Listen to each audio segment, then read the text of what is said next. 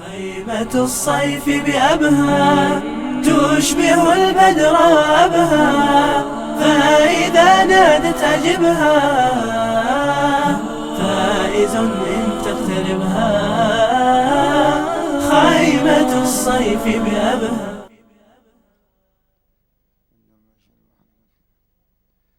بسم الله الرحمن الرحيم، ونعيد السلام على الإخوة، ونسأل الله أن يحيينا وإياكم بالسلام إلى أن نلتقي بالسلام جل جلاله، ويشرفنا بلذة النظر إلى وجهه سبحانه. فالسلام عليكم ورحمة الله وبركاته. وبسم الله الرحمن الرحيم نبدأ، باسم من شق أسماعنا لنسمع عنه جل وعلا نبدأ. وقد أتيت إليكم في هذه الليلة بثلاث هي عنوان السعادة في الدنيا والآخرة، ثلاث هي محط الإيمان ومحط السعادة ومحط الراحة والطمأنينة في الدنيا والآخرة، ووصية وخاتمة. فالحمد لله نحمده عدد خلقه ورضا نفسه وزنة عرشه ومداد كلماته، نحمده ونستعينه ونستغفره ونستهديه، ونعوذ به تعالى من شرور أنفسنا ومن سيئات أعمالنا. من يهده الله فلا مضل له، من يهده الله أي بالتزامه بالقرآن والسنة والصلاة والمسجد والاتصال به سبحانه فلا مضل له. من يقدر أن يضله وهو مع الله والله معه. ومن يضلل أي بإعراضه عن القرآن والسنة، ومن يضلل أي بإعراضه عن الصلاة والمسجد والاتصال به سبحانه فلا هادي له. من يقدر أن يهديه؟ وقد نظر الله إلى قلب يحرك نبضه، ونظر إلى مشيئة خلقها له، ونظر إلى إرادة وهبها له، وهو لا يريد ولا يشاء هداية ولا مصحفا ولا سنة. من يقدر أن يهديه؟ هداية التوفيق. أما هداية الدلالة فتجب على كل واحد منا إلى أن يلقى الله. فالدين النصيحة، الدين النصيحة، الدين النصيحة، فمن لا نصيحة له لا دين له. أشهد وتشهدون من المشاهدة نشاهد ربا عظيما يحرك طرف أعيننا، هو معنا الآن وقبل وبعد الآن، ولا غنى لنا عنه طرفة عين سبحانه وتعالى. أشهد وتشهدون من المشاهدة نشاهد ربا عظيما نعبده كأننا نراه كلما حرك أعيننا، نراه كلما حرك نبض قلوبنا، نراه كلما أجرى ويجري أنفاسنا، ولا نقدر عدا لنعمه ولا إحصاء في هذه الروضة من رياض الجنة، فضلا عن أن نرجع إلى يوم أو إلى يومين أو إلى عام أو إلى 10 أعوام أو إلى 20 عاما، وإن تعدوا نعمة الله لا تحصوها. أشهد وتشهدون من المشاهدة أن لا إله إلا الله، أن لا إله إلا الذي يحرك هذه الأصبع، هذه الأصبع السبابة التي تسب إبليس وتنسفه، هذه الأصبع الموحدة التي بل وطلب أن أسجل عندكم وتسجلون عندي في هذا الجوال السماوي الرباني الإلهي. حينما تسلم أو أسلم عليك في أي وقت وحين فإذا بمسجل عندك وإذا بك مسجل عندي في هذه الذاكرة التي لا تمحى ولا تفنى ولا تبيد. خلقها الله وأمرنا بهذا السلام في كل وقت وحين. السلام، وهل الأمة في هذا الأيام إلا تنشد إلا هذا السلام والراحة والاطمئنان؟ السلام عليك أيها النبي ورحمة الله وبركاته. وهل الأمة تنشد إلا هذه الراحة؟ والسلام علينا وعلى عباد الله الصالحين. فلا بد أن أسجل عندك وتسجل عندي. ولاحظوا هذه الصاد المشددة التي تشدد على النفرة وتشدد على الخلاف وتشدد على الشقاق وتشدد على النفاق، لنصلح أنفسنا ونصلح قلوبنا. فيسلم علينا في الصباح والمساء واليقظة والمنام والدنيا والآخرة كما في المتفق على صحته: السلام عليك أيها النبي ورحمة الله وبركاته السلام علينا وعلى عباد الله الصالحين. قال صلى الله عليه وآله وسلم: عمت كل عبد صالح في السماء والأرض.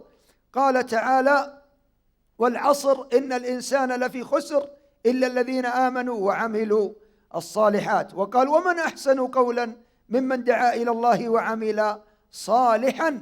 وفي الحديث في مسلم: انقطع أي الميت عمله إلا من ثلاث: صدقة جارية أو علم ينتفع به أو ولد، اسمعوا إلى القيد، أو ولد صالح يدعو له. البعض منهم إذا مات والده انحرف، حلق لحيته، عصى ربه، دخن، هذه تضر بوالدك في قبره. أحسن إليه كما أحسن إليك ولا تبغي الفساد في الأرض. وأشهد وتشهدون من المشاهدة، نشاهد ربا عظيما: أشهد أن لا إله إلا الله وحده لا شريك له في تحريك طرف عين، ولا شريك له في نبض قلب، في تحريك نبضة واحدة، ولا شريك له في إجراء نفس واحد. ألا له الخلق والأمر، تبارك الله رب العالمين.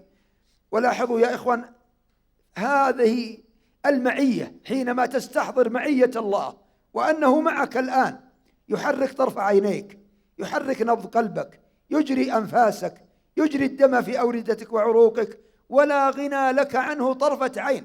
فكن معه كما أنه معك، لا تنساه، لا ينسينك الشيطان ذكره، وعش به وله ومعه، تنال السعادة بحذافيرها. وأشهد وتشهدون من المشاهدة، نشاهد نبيا أرسله إلينا بالهدى ودين الحق، نشاهد توحيده، ونشاهد إخلاصه، ونشاهد صلاته، ونشاهد وضوءه، ونشاهد لحيته، ونشاهد ثوبه، ونشاهد أخلاقه وتواضعه، نشاهده في كل نفس، حتى في الوضوء. تتوضأ كما توضأ، من توضأ نحو وضوء هذا، صلوا كما رأيتموني أصلي، خذوا عني مناسككم لعلي لا ألقاكم بعد عام هذا. جزاه الله عنا وعن الإسلام والمسلمين خير الجزاء. فلقد دلنا على الله فعرفناه، ودلنا على المسجد بيت الله فدخلناه، ودلنا على الصراط المستقيم الموصل إلى جنة الله فسلكناه. فجزاه الله عنا وعن الإسلام والمسلمين وعن الدعوة والدعاة وعمن أقاموا هذا اللقاء، جزاه عنا أجمعين خير الجزاء. فإنه المؤسس الأول لهذا الخير، وهو الداعي الأول حينما أرسله الله وختم به رسالات الأنبياء الذين سبقوه. بل إن الله جعله صلى الله عليه وآله وسلم خاتما أولا، بل إن الله عم برسالته القرى والأمصار. وفي هذه إشارة أن الله سيبلغ دعوته ما بلغ الليل والنهار. وأما الأنبياء عليهم الصلاة والسلام الذين سبقوه، فكان الواحد منهم يرسل إلى قرية فيها كذا وكذا، ويرسل إلى مدينة، وجاء رجل من أقصى المدينة يسعى، وكان النبي يخصه الله بدعوة من حوله، والرسول يخصه الله بدعوة من حوله وحوله من الأمصار. وأما دعوة النبي فكانت دعوة شاملة عامة. فجزاه الله عنا وعن الإسلام والمسلمين والدعوة والدعاء والمنابر والأمر بالمعروف والنهي عن المنكر خير الجزاء. صلوات الله وسلامه عليه دائما وأبدا. أكثروا من الصلاة عليه، فإن من صلى عليه مرة صلى الله عليه بها 10. وأنتم يا دعاة الإسلام لكم أوفر الحظ والنصيب من صلاة الله وصلاة ملائكته، بل حتى الحيتان في البحر يصلون عليكم ما علمتم الخير ووجهتم الناس وكنتم في حاجتهم. فالله في عون العبد ما كان في عون أخيه، الله في حاجة العبد ما كان في حاجة أخيه، خصوصا في هذا المخيم الذي أسأل الله أن يجعله يخيم على بلادنا، على مدينتنا ومحافظتنا، وعلى مدننا ومحافظاتنا، وعلى مملكتنا، وعلى الممالك في مشارق الأرض ومغاربها. نسأل الله أن يجعله يخيم على بلادنا وبلدان المسلمين بالأمن والإيمان والسلامة والإسلام والتوفيق لما يحب ويرضى تعالى من النوايا والأقوال والأعمال، إنه سميع مجيب الدعاء جل وعلا. خصوصا يا إخوان في هذا الزمان الأمة تنشد الأمن، تنشد السلام، تنشد الراحة، تنشد السعادة، ووالله إنها لفي ثلاث أتيت بها إليكم هذه الليلة، وأسأل ربي قد أمر أبي وأباكم قبلنا، وأمر أبانا وقال له أذن، قال من يبلغ؟ يعني صوتي كم يبلغ؟ قال بلغ وعلي أذن وعلي البلاغ. فنحن نبلغ هذه الثلاث هذه الليلة، وإني والله بل وضامن بإذن من يحرك عيني ونبض قلبي إن عملت بها البشرية أن ما هو تسعد فقط، أن تعب السعادة، ما هو تشربها، تعبها عبا وتسعد وترى وترتاح. لأننا يا إخوان لاحظنا هذه الأيام ما آلت إليه بعض بيوتات المسلمين من الضيق، من السحر، من الحسد، من قلة الراحة، بل بعضهم يأتي وقد يقول ما أعرف الراحة ولا أعرف لها ذوقا. وهي يا إخوان في هذه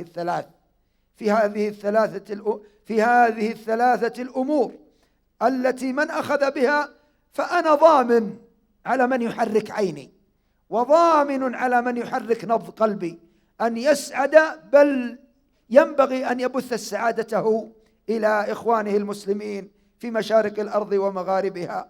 فقد أعطانا الله يا إخواني إمكانيات لو سخرناها في الدعوة إلى الله وسخرناها في نشر هذا الإسلام لسعدنا وأسعد الله بنا واهتدينا وهدى الله بنا. فكيف ونحن نقول في كل ركعة اهدنا اهدنا اهدنا؟ هداية يا إخوان ماشية إلى قيام الساعة. ولم يقل سبحانه نقول في الصلاة اهدني، وإنما اهدنا، فإنها دعوة عالمية. لا يؤمن أحدكم حتى يحب لأخيه ما يحب لنفسه. هذه الثلاث احفظوها، وعوها يا إخوان في هذه اللحظة. بل إنني أطالب من هذا المكان، أطالب الرؤساء والوجهاء وكل من ولاه الله أمرا، وأناشد أهل الحل الذين أعطاهم الله الحل، وأناشد من أعطاهم الله العقد، أناشد أهل الحل والعقد ألا يهملوا هذه الثلاث. فوالله إن سعادة البشرية لفيها، والله إن طمأنينة البشرية لفيها.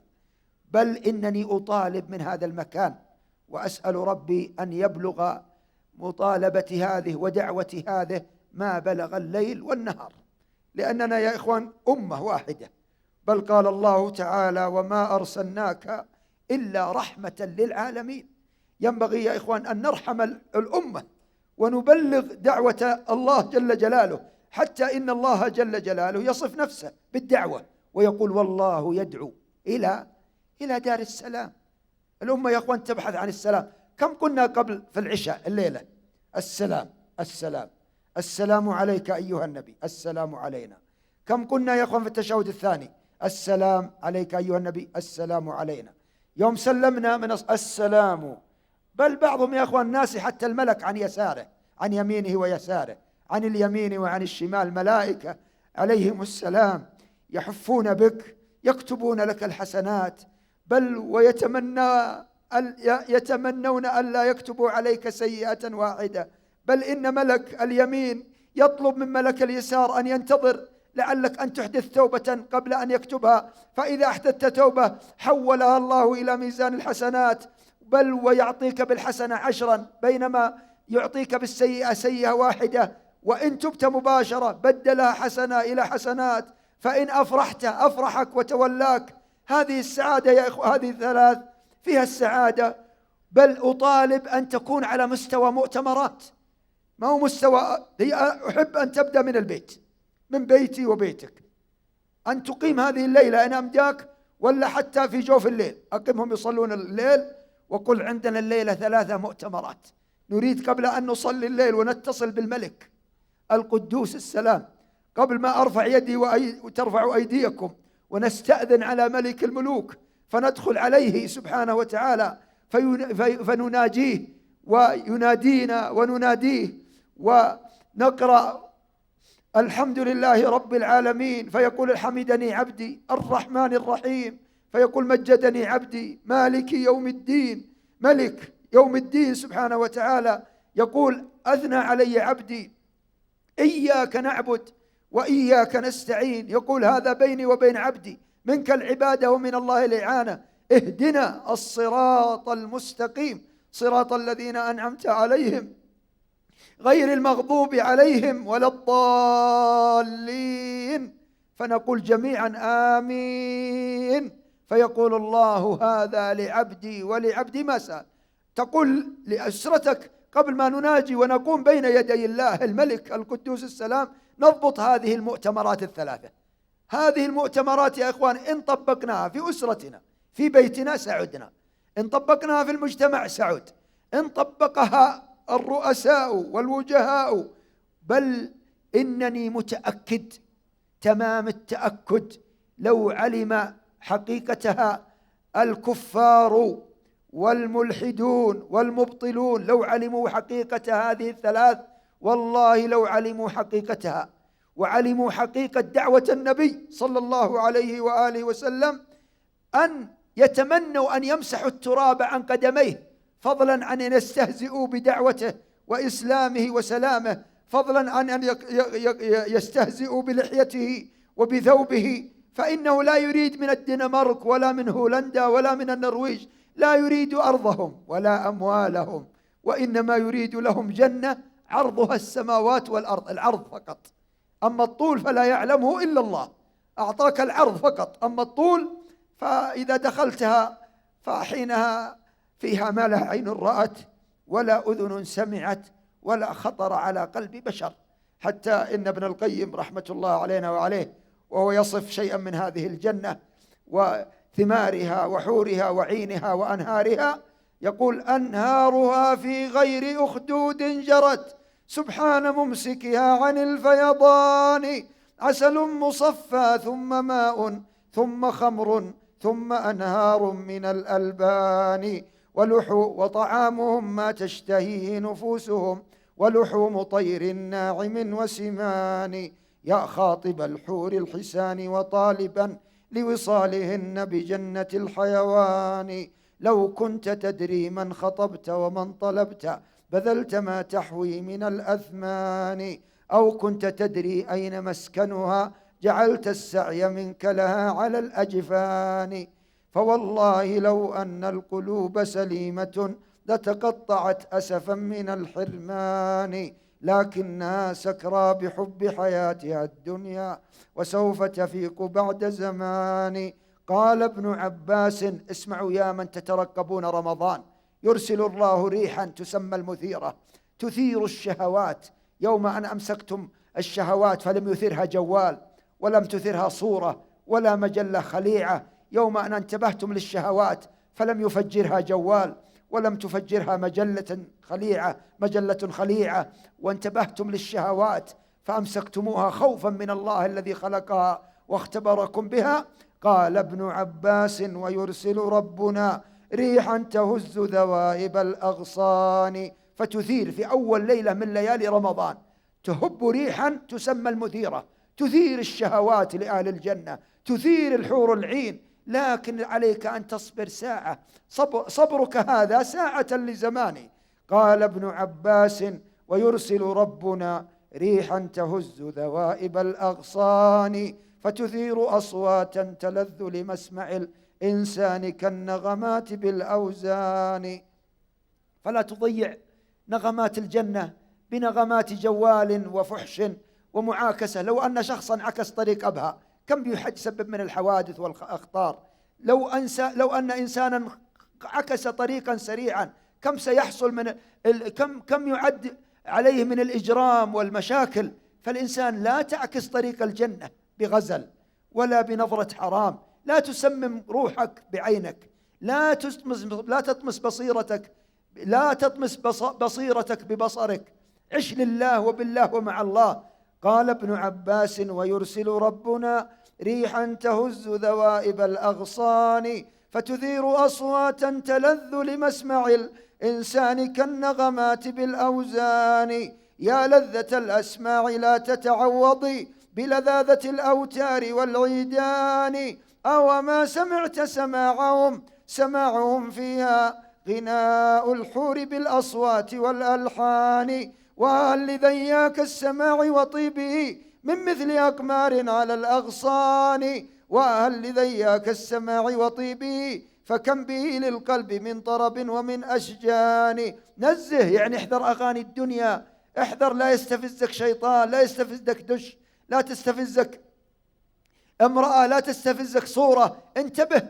انتبه نزه سماعك إن أردت سماع ذياك الغنى عن هذه الألحان. لا تثر الأدنى، دنيا دنيئة لا تضمن العيش فيها دقيقة. أتبيع سعادة الأبد ودقيقة الأبد وساعة الأبد بدقيقة فانية أو ساعة فانية، وتنسى أن مستقبلك في الجنة وأن الحور العين ينتظرنك في الجنة. نزه سماعك إن أردت سماع ذياك الغنى عن هذه الألحان. لا تؤثر الأدنى، دنيا دنيئة تحت الرجل، لا تؤثر الأدنى على الأعلى. جنة فوق راسك، كلما حتى ارتفع الإنسان في الجنة فوق عرضها السماوات والأرض، فكيف بالطول لا يعلمه إلا الله. حتى إذا دخلت الجنة عرفت ما فوت.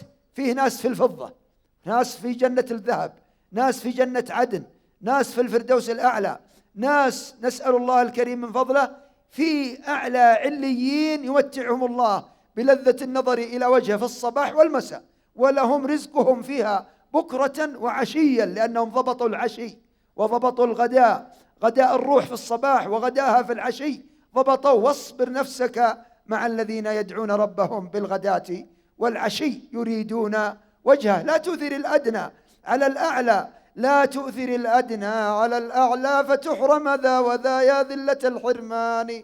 ناس ما ذاقوا السعادة، يدور لها في الأغنية فلا ازداد إلا توترا، يبحث لها في الغفلة والسهرة لم يزدد إلا توتر. بل بعضهم تطور مع إبليس تطورا مشينا حتى زين له أن السعادة في دخان أو في خمرة لعن الله شاربها ولعن معه 10. نسأل الله العافية والسلام. يظن أن السعادة في سهرة أو في جلسة حرام أو في سفرة حرام، وما علم أن السعادة في المحراب، وما علم أن السعادة وجدتها مريم ولم تجد من دقل التمر ما تملأ بطنها به، لم تجد من الطعام والشراب إلا أقله، لكنها وجدت الله وناجت الله حتى شق السقف لها كما شق العين وكما شق الأصابع وفالق الإصباح والنوى، حتى كان زكريا يقول يا مريم أن لك هذا؟ قالت هو من عند الله اللي أعطاني العقل. هذا معنى الآية أو تشرح أو تفسير أو من تفسير الآية.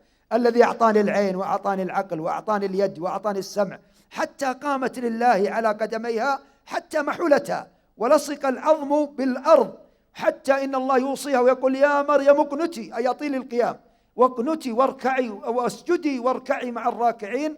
فكانت تمضي الليل كله في ركعة، وكانت تمضي بعض الليالي في ركعتين، وكانت بل قال الله وكانت، ما قال من القانتات، قال كانت من القانتين، لأنها فاقت الرجال.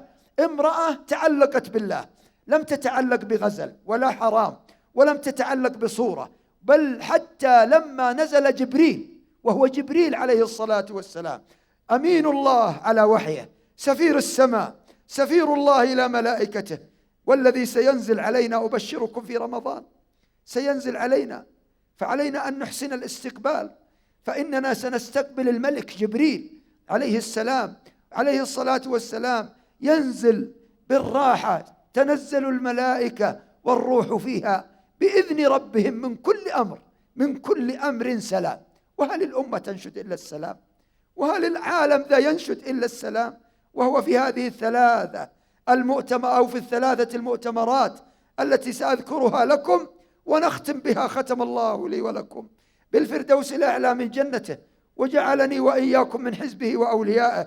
وأكرر الدعاء، وكرروه أنتم، أن يبلغ الله هذه الثلاثة المؤتمرات، أن يبلغها ما بلغ الليل والنهار. علينا يا إخوان البيان، وعلى الله البلاغ، علينا هداية الإرشاد، وعلى الله تعالى هداية التوفيق. إن يعلم الله في قلوبكم خيرا يؤتكم خيرا. إذا علم من قلبي وقلبك الصدق والإخلاص والمتابعة والحرص الصادق الخالص الصواب، فإنه يعطينا ما هو فوق ما نريد، ما هو ما نريد فقط، فوق وفوق وفوق ما نريد. كما في الأثر القدسي: يا عبدي كلي، يقول تعالى: يا عبدي كلي كما أريد أكون لك فوق ما تريد. مريم يرسل الله لها الملك جبريل عليه السلام. انظروا يا إخواني إلى عظمة تلك المرأة التي ذكرها الله في القرآن باسمها، وكم سبحان الله. بل سورة آل عمران سورة سميت باسمها واسم بيتها: ذلكم البيت العامر، ذلكم البيت الطاهر، ذلكم البيت الذي عمر ليلا ونهارا بالتلاوة والذكر والطاعة لله جل جلاله. يا مريم أنى لك هذا؟ قالت: هو من عند الله، من عند الله اللي أعطاني العقل والسمع والبصر، من عند الله الذي يحرك عيني وعينك، من عند الله الذي يحرك نبض قلبي وقلبك. هذا معنى أو شيئا من تفسير الآية. من عند الله، الله جل جلاله، من عند الله الملك القدوس السلام الذي يملك الدنيا والآخرة. قال ما حتى لاحظوا يا أخوان، ما جلس يناقش وكيف، لأن إبليس يدخل على بعض الناس: معقولة؟ سبحان ربي، تقول هذا الكلام أمام قدرة من يحرك عينك، من خلق عقلك وشق سمعك وبصرك، تشتري تقول هذا الكلام أمام الملك القدوس السلام. بعضهم لما تقول رزق الله ولدا من غير زوج يقول: معقولة؟ اتق الله، اتق الله. معقولة تقول كيف عينك تتحرك؟ كم يحرك عينك من حين ما بدأنا إلى الآن؟ كم أجرى أنفاسك من الصباح إلى الآن؟ كم أجرى الدم في أوردتك وعروقك؟ هل من المعقول أن تقول معقولة؟ اتق الله. أشياء حقائق. الله يدعونا: أفي الله شك فاطر السماوات والأرض. يا أخوان، العالم بحاجة إلى أن يذكر. اليهود والنصارى كانوا من؟ حتى أن الله يخاطبهم في القرآن بقوله: يا أهل الكتاب، ويقول: ليسوا سواء. ما أعدله سبحانه. في طائفة بقيت على الفطرة، يقومون الليل ويذكرون الله ويأمرون بالمعروف وينهون عن المنكر، فلم يبخسهم سبحانه، وهو العدل. قال: ليسوا سواء، ليسوا سواء من أهل الكتاب أمة قائمة يتلون آيات الله آناء الليل وهم يسجدون يؤمنون بالله واليوم الآخر ويأمرون بالمعروف وينهون عن المنكر ويسارعون في الخيرات وأولئك من الصالحين. السلام علينا وعلى عباد الله الصالحين. شوف نسلم عليهم وكم بيننا وبينهم. وأولئك من الصالحين وما يفعلوا من خير فلن يكفروه والله عليم بالمتقين. عليم بالمتقين، إنما يتقبل الله من المتقين. يقترب منها جبريل، يقترب منها ومن درعها، فتقول: لاحظوا يا إخوان كيف الحصانة، تقول: أعوذ بالرحمن منك. ويا إخواني انظروا، لم يرسل الله إليها ملكا، والملائكة كلهم أطهار في حظيرة القدس يسبحون الله الليل والنهار لا يفترون. نسأل الله أن يرزقنا حسن الأدب معهم. حتى إن واحدا من الصحابة قال: يا رسول الله، إذا خلوت أتأجرد من ثيابي؟ قال: معكم من لا يفارقكم، استحيوهم وأكرموهم. حتى الطيب يحبونه، حتى التسبيح والذكر يقرب فمه من فمك فلا يخرج من فمك إلا إلى فمه. حتى قيام الليل يحفون بك فلا يخرج من فمك كلمة من كلمات الله ولا آية من كلام الله إلا من جوفك إلى جوفه مباشرة. بل حتى تحف بك ما دمت في مصلاك، بل حتى عمار الهوى يسبحون الله الليل والنهار، وإذا سمعوك تتلو أنصتوا لتلاوتك وذكرك لربك. بل إن لله ملائكة سياحة يلتمسون مواطن الذكر ورياض الذكر حتى لو لم يكن إلا أنت. حتى إن الله يقول عن يونس: وقد تكالبت عليه الخطوب وكرب، قال: فلولا أنه كان من المسبحين. زكريا لم يحسدها ولم يجلس يناقشها. يا أخوان، رفعت ليلة القدر بنقاش من 2 من صحابيين، حتى رفعت ليلة القدر. فكيف بالجدل والقيل والقال، وفلان وتصنيف، وفلان من جماعة كذا وفلان. حتى قلت لطلبتي: من سألكم من أنت من جماعته قل من جماعة النبي فقط، من جماعة النبي. وإذا طولها معك قل من جماعة أبي بكر وعمر وعثمان وعلي. عليكم بسنتي وسنة الخلفاء الراشدين المهديين من بعدي تمسكوا بها. ما هو عضوا عليها بالأسنان، بيكسروا الأسنان وتمشي معهم، لا، عضوا عليها بالنواجذ، ما يقدرون لا ولا تزيغ ولا تنحرف إذا انحرف الناس، وتثبت على دين الله جل جلاله. لم يجلس يناقشها يا مريم أن لك هذا معقول، ما قال معقول السقف انشق، ولم يقل معقول عندك فاكهة الصيف في الشتاء، لم يقل الأكل عندك ونحن لا نملك شيء. لا، على طول توضأ ودخل على الله. من مثلك يا ابن آدم؟ ما هو إلا أن تتوضأ وتدخل على الله من غير استئذان. ودخل محرابه وعلى طول يدعو الله وصلى ودعا، وأعطاه الله دعوته مباشرة. قال ربي هب لي. من هو اللي يقوم في آخر الليل ويقول ربي هب لي؟ والله يعطيك خزائنه ملأ، أي شيء، حتى الملح، لو ما عندك ملح قل هب لي ملح. كان السلف يسألون الله حتى الملح، لكن الناس في غفلة لما أغدقت عليهم النعم، بل يمكن يستغربون مثل هذا الكلام. ربي هب لي من لدنك ذرية طيبة إنك سميع الدعاء جل جلاله. يستحي مني ومنك إذا رفعنا الأيدي أن يردها صفرا جل جلاله. حتى إن من الحكمة في مسح الوجه بعد الدعاء أن الله يملأ كفك خيرا. فقال الشراح كابن حجر وغيره، وقد وردت عشرات الأحاديث في مسح الوجه بعد الدعاء، قالوا من الحكمة أنك تمسح وجهك بعد الدعاء لأن الله ملأ كفك من الخير، فأولى عضوا منك أو أولى حاسة منك الوجه. بل عند النوم ما هو فقط تدعو، بل تدعو الله بأجمع الدعاء. قل أعوذ، تعوذ بمن؟ برب الفلك، اللي فلك عينك وفلك الأصابع وفلك الأصباح وفالك الإصباح وجعل ليس قل أعوذ برب الفلك من شر ما خلق ومن شر غاسق إذا وقب ومن شر النفاثات. شوف لاحظ، من شر ومن شر النفاثات في العقد ومن شر حاسد إذا.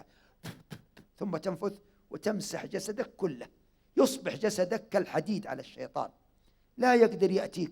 بل إذا قلت لا إله إلا الله وحده لا شريك له، له الملك وله الحمد وهو على كل شيء قدير، في الغداء، هذا غداء 100 مرة، وفي العشي 100 مرة، كان جسمك ودمك وأنفاسك على الحديد، على الشيطان أشد وأشد من الحديد، بل يفر من ظلك. بل وصينا بها من وصينا بها ممن كادوا أن يلخبط عليهم الشيطان أو يوسوس لهم أو يوقعهم في مخالبه، فأخذوا بها فشفاهم الله جل جلاله، وأصبح الواحد منهم لا يصبر عن لا إله إلا الله وهو ماشي وهو جالس. فإن في الصحيحين من قالها في يومه 100 مرة كانت له حرزا من الشيطان يومه كله، ولم يأتي أحد أفضل منه إلا من قال مثل ما قال وزاد. المزاد يا أخوان مفتوح، من زاد زاده الله. إن قلتها 100 حرزا اليوم كله، قلتها 200 يعطيك الله حرزين، قلتها 3 يعطيك الله، حتى إن الذي يكثر منها لا أفضل منه على وجه الأرض أبدا، وهي أفضل الدعاء وأفضل ما قاله النبي عليه الصلاة والسلام. الشاهد أنه راح في محرابه ودعا الله بهذه المواصفات، وعلى طول نادته الملائكة عليهم السلام. يا إخوان أوصيكم وأوصي نفسي بحسن الجوار للملائكة. حتى الواحد وهو يسلم يقول كذا، يسلم على الملك بأدب، لا تصعر خدك للناس. كيف من يصعر خده للملك؟ سلم على الملك بأدب واحترام، ولا تلتفت. لم تزل في الصلاة، لم تزل في الركن الأخير والعمل بالختام، وتقول هكذا: السلام عليكم ورحمة الله، ثم تستغفر الله من تقصيرك، فإنك لو عبدت الله الليل والنهار ما أديت شكر نعمة النفس. كيف لو أن النفس ب100 ريال؟ كيف لو أن النفس الثاني ب200؟ كيف لو أن النفس الثالث ب300؟ كيف لو أن النفس الرابع ب400؟ كم لله من نعم، 24,000 نفس في اليوم والليلة. كم لله من نعمة في النفس، كما ذكر ابن القيم في كتابه طريق الهجرتين.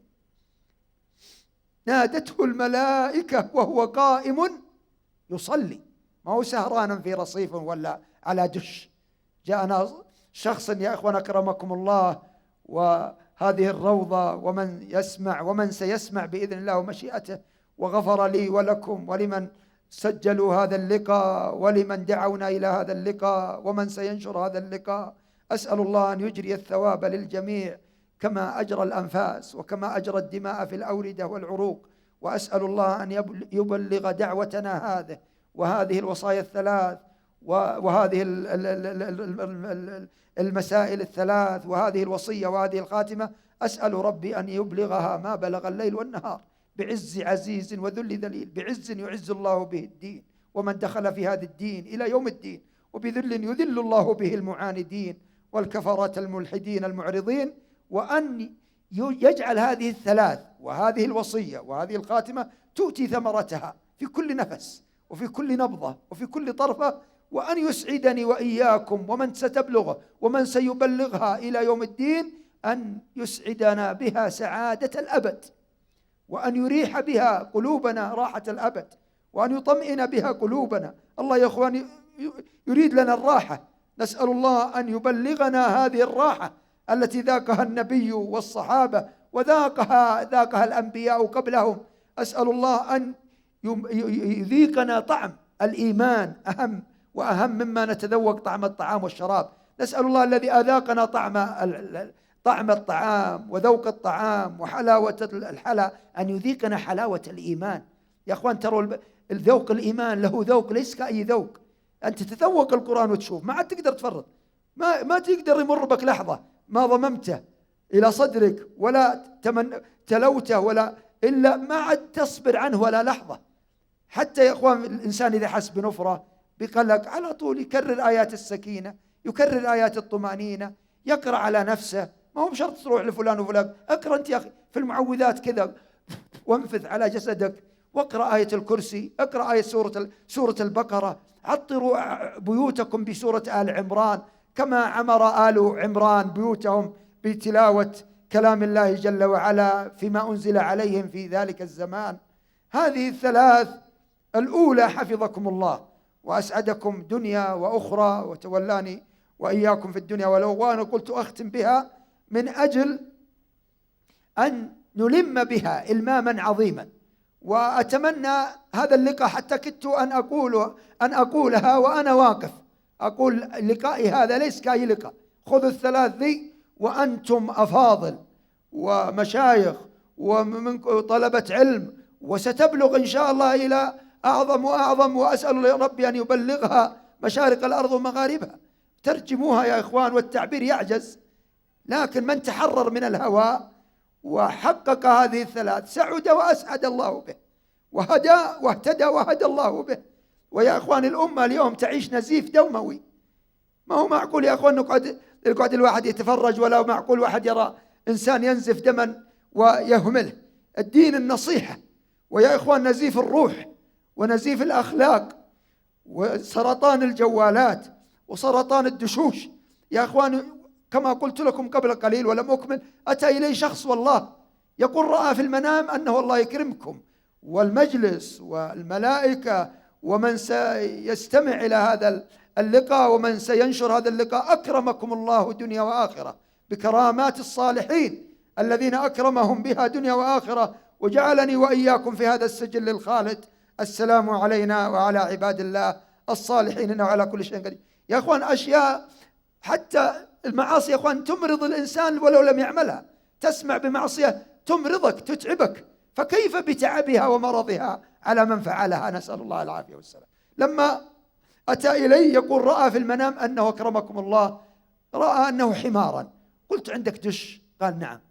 قلت صارحني، لو أنك عند الطبيب بينت له ليبين لك الدواء، لا تغش، بين لي ماذا رأيت فيه أو كلاما ما معناه. قال استحى. قلت الحياة من الله قبل كل شيء، استحي من الله الذي يحرك عينك. أما أنا وأنت مساكين لا نملك لا ضرا، لو لم يحرك عيني وعينك من نحن؟ لا غنى لنا عنه طرفة عين. ماذا سهرت عليه؟ فإذا يا إخوان ساهر على صور وبلاء. قلت هل نظرت إلى نساء ورجال عراه؟ طأطأ رأسه. قلت تذكر قول الله ولو ترى إذ المجرمون ناكسوا رؤوسهم عند ربهم ربنا أبصرنا وسمعنا فارجعنا نعمل صالحا إنا موقنون. تذكر قول الله ولنذيقنهم من العذاب الأدنى. أذاقك عذابا في فراشك، في غرفة الموت الأصغر، في فراشك قبل أن تكون في القبر أو الموتة الكبرى، لعلهم يرجعون، لعلك تتوب من الآن. اخرج الدش واستقم، خلي الملائكة تتنزل عليك وتب إلى ربك. وأما أن تبقى، هذا من علامات الساعة أنهم يتهارجون قبل قيام الساعة تهارج الحمر، يعني يقعون في عمل قوم لوط. وش بعد عمل قوم لوط إلا الخنا والبلاء والضياع والفقر الإيماني، فقر السكينة، فقر الطمأنينة، فقر الراحة. ما عاد يهنى لا بطعام ولا شراب. حتى في عهد عيسى بن مريم عليه السلام أراه الله جل جلاله رجلا كان ينقلب نارا على الملوط به، وكان ينقلبه نارا على من لاط به، فجاء عيسى إلى الله أن يخبره بشأن هذين الشخصين وما هم فيه من عذاب، فأحياه الله. وهذه من كرامات الله أو من المعجزات، تسمى في حق النبي معجزة. أعطاه الله معجزة أنه يقول أو يحييه بإذن الله، ويمد يده على الأعمى فيبصر بإذن الله، ويمسح بيده على الأبرص فيبرأ بإذن الله. فلما أصبح أمامه قال: من أنت؟ قال: إنه عشق ذلك الشخص ثم وقع معه في اللواط. قال: فلما مات أصبح نارا عليه مرة، وذاك نارا عليه أخرى. ولعن الله من عمل عمل قوم لوط. والفواحش يا أخوان بلاء ونكد، وما فشت الفاحشة في قوم قط حتى يعلنوا بها في جوالات أو في دشوش أو فضائيات، إلا فشت فيهم الطواعين والأوجاع التي لم تكن في أسلافهم الذين مضوا. يا إخوان، الأمة إذا ضبطت هذه الثلاث ترتاح من هذه المشاكل كلها. والله يا إخوان، الأمة بحاجة إلى هذه الثلاث حتى ينضبط إيمان العبد وأمن العبد وأمن البيت وأمن الأسرة وأمن المجتمع وأمن الأمم كلها. تأمن الأمم كلها إذا ضبطت، أو الأمة تأمن بهذا الأمر. أما إذا اختلفت الأمم وتمزقت ومزقها الشيطان وابتعدت عن منهج الرحمن، فلا تسأل عن هلكتها وما سيؤول. بل ماذا آلت إليه الأحوال الآن في كثير من الشعوب والأوطان؟ هذه الثلاث. الأول مؤتمر في التوحيد على مستوى البيت، ثم على مستوى المجتمع، ثم على مستوى الدول والأمم. مؤتمر في التوحيد. فالتوحيد يا إخواني وحده. ما تمزقت الأمة إلا يوم أن ضاع التوحيد وضاع الإخلاص. فالإخلاص فيه الخلاص. الله يقول: من بين فرث ودم لبنا خالصا. أنت لا ترضى قطرة فرث أو دم على حليبك، وقد أخرجه الله من بين فرث ودم. أخلص لك اللبن، أخلص له السمع، أخلص له البصر، أخلص له العقل، أخلص له القلب، أخلص العين. ترى اللي شاهد الحرام ما أخلص.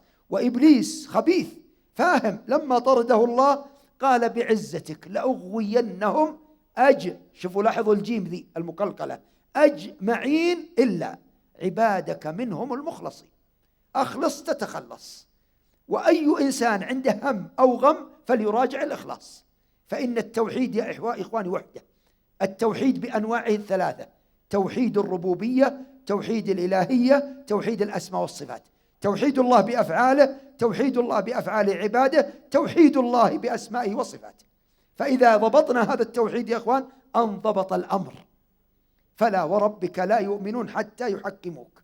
فإذا تحاكمنا إليه سبحانه انضبطت الأمور. المؤتمر الثاني مؤتمر الصلاة.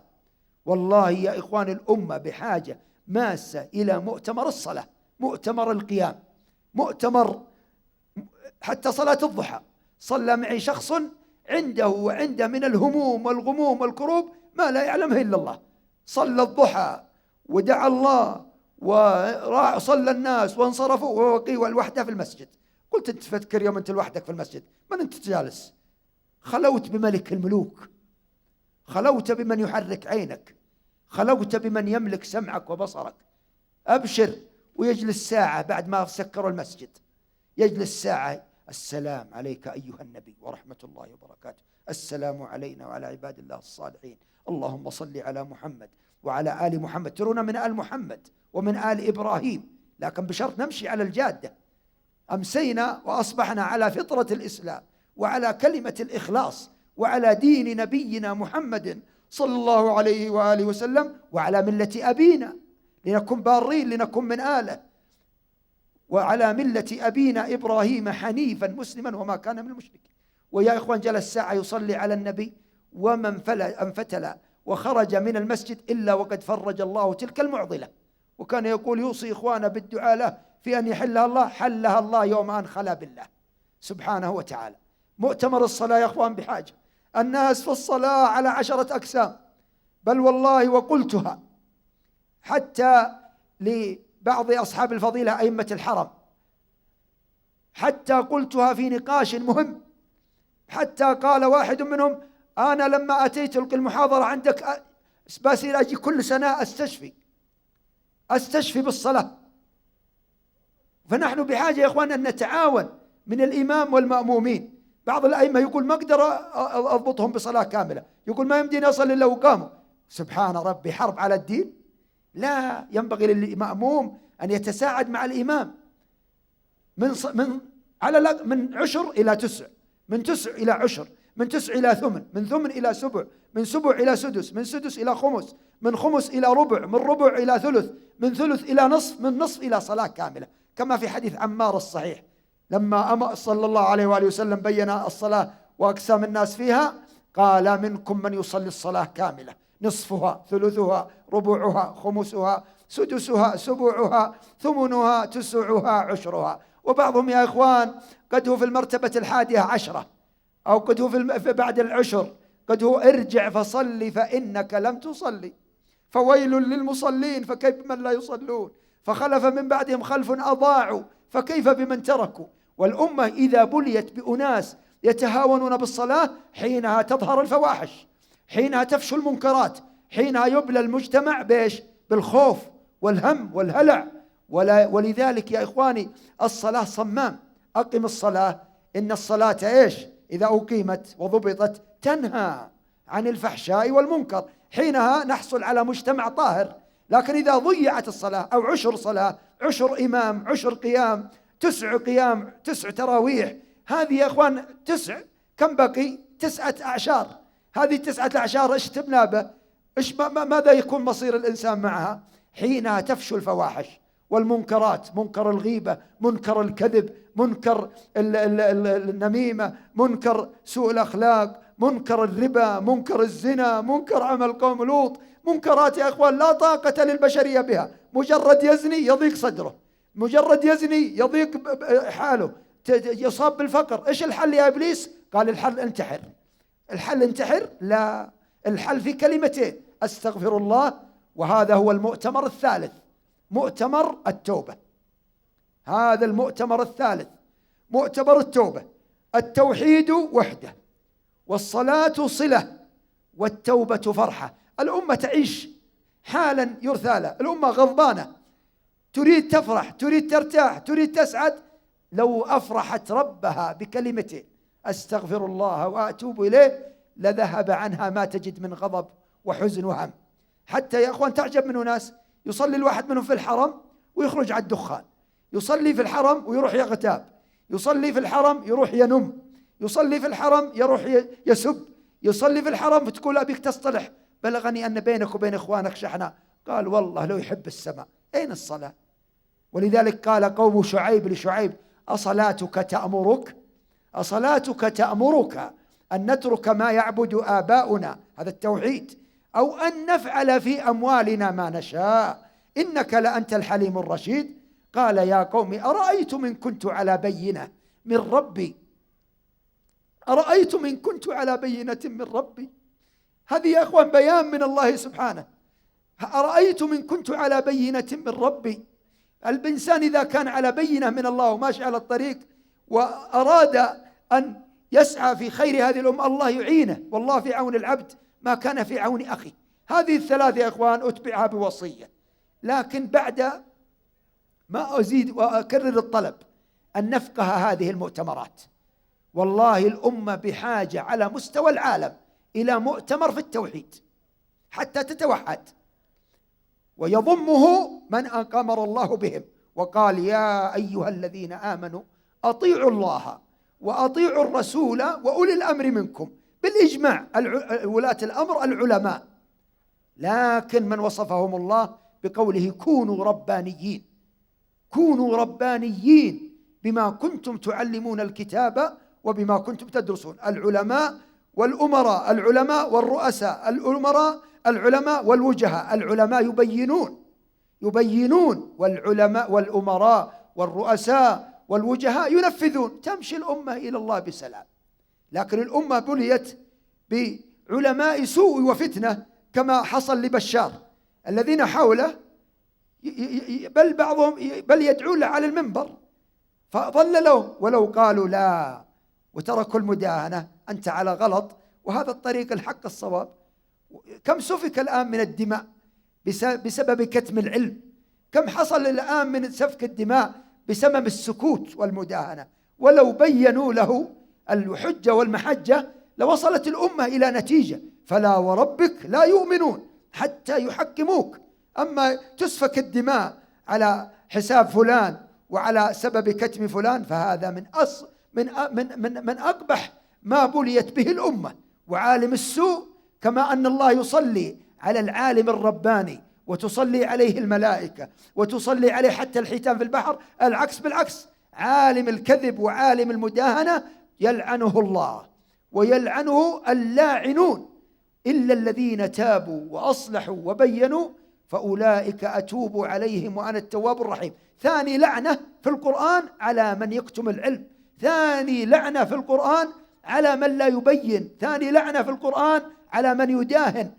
بل قال الله في المنزلة اللي بعدها قال إن الذين كفروا وماتوا وهم كفار اسمع أولئك عليهم لعنة الله والملائكة والناس أجمعين. لكن الذي يكتم العلم قال إن الذين يكتمون ما أنزلنا من البينات والهدى من بعد ما بيناه للناس في الكتاب أولئك يلعنهم الله ويلعنهم اللاعنون، كل شيء يلعنهم. فالتوحيد وحده لا بد أن يبين للرؤساء والوجهاء أن الأمة لا تساق إلى الله بالسلاح ولا بالحديد ولا بالتفجير ولا بالدمار، وإنما تساق إلى الله بلا إله إلا الله، كما قال رسول الله عليه الصلاة والسلام أمرت أن أقاتل الناس حتى يشهدوا أن لا إله إلا الله. وقال من قال لا إله إلا الله خالصا من قلبه دخل الجنة. قالوا ما إخلاصها يا رسول الله؟ قال أن تحجزه عما حرم الله. التوحيد يا إخواني يبي له ما هو ساعة ولا 3 ساعات، ولا يبي له مؤتمرات وعشرات وملايين ومليارات المؤتمرات، بل هو والله بعدد الأنفاس. بل إن نفسا بغير توحيد هباء منثورا، نفسا بغير إخلاص هباء منثورا. فالأمة بحاجة إلى الإخلاص. أخلص الله عملي وأعمالكم ونيتي ونواياكم، ومن قال آمين ولو عبر التسجيل ولو عبر حين. أسأل ربي أن يبلغ هذه الدعوة ما بلغ الليل والنهار. يا إخواني حتى السحر، حتى العين، حتى البيوتات اللي تعيشها، التوحيد يا أمة التوحيد. قل لا إله إلا الله في الصباح 100 من قلبك وحده لا شريك له في تحريك عينك، لا شريك له في إجراء أنفاسك، لا شريك له في إجراء الدم في أوردتك وعروقك. له الملك، ملك العين، ملك العقل، ملك السمع، وله الحمد في كل ما حرك عينك، وله الحمد كل ما حرك نبض قلبك، وهو على كل شيء قدير. حرز من الشيطان اليوم كله. سورة البقرة من قرأها لا يقرب الشيطان بيته 3 ليالي، وإن قرأها في نهار لم يقرب الشيطان بيته 3 أيام. واعلم إيش اسم السورة؟ سورة إيش؟ سورة البقرة. وش البقرة؟ مخلوق من مخلوقات الله الدالة على قدرته. بقرة أمر الله موسى أن يقول لأولئك المتعنتين وقد قال لهم اذبحوا بقرة، قالوا إن البقرة تشابه علينا، حتى قال اضربوه ببعضها كذلك يحيي الله الموتى. فالذي أخرج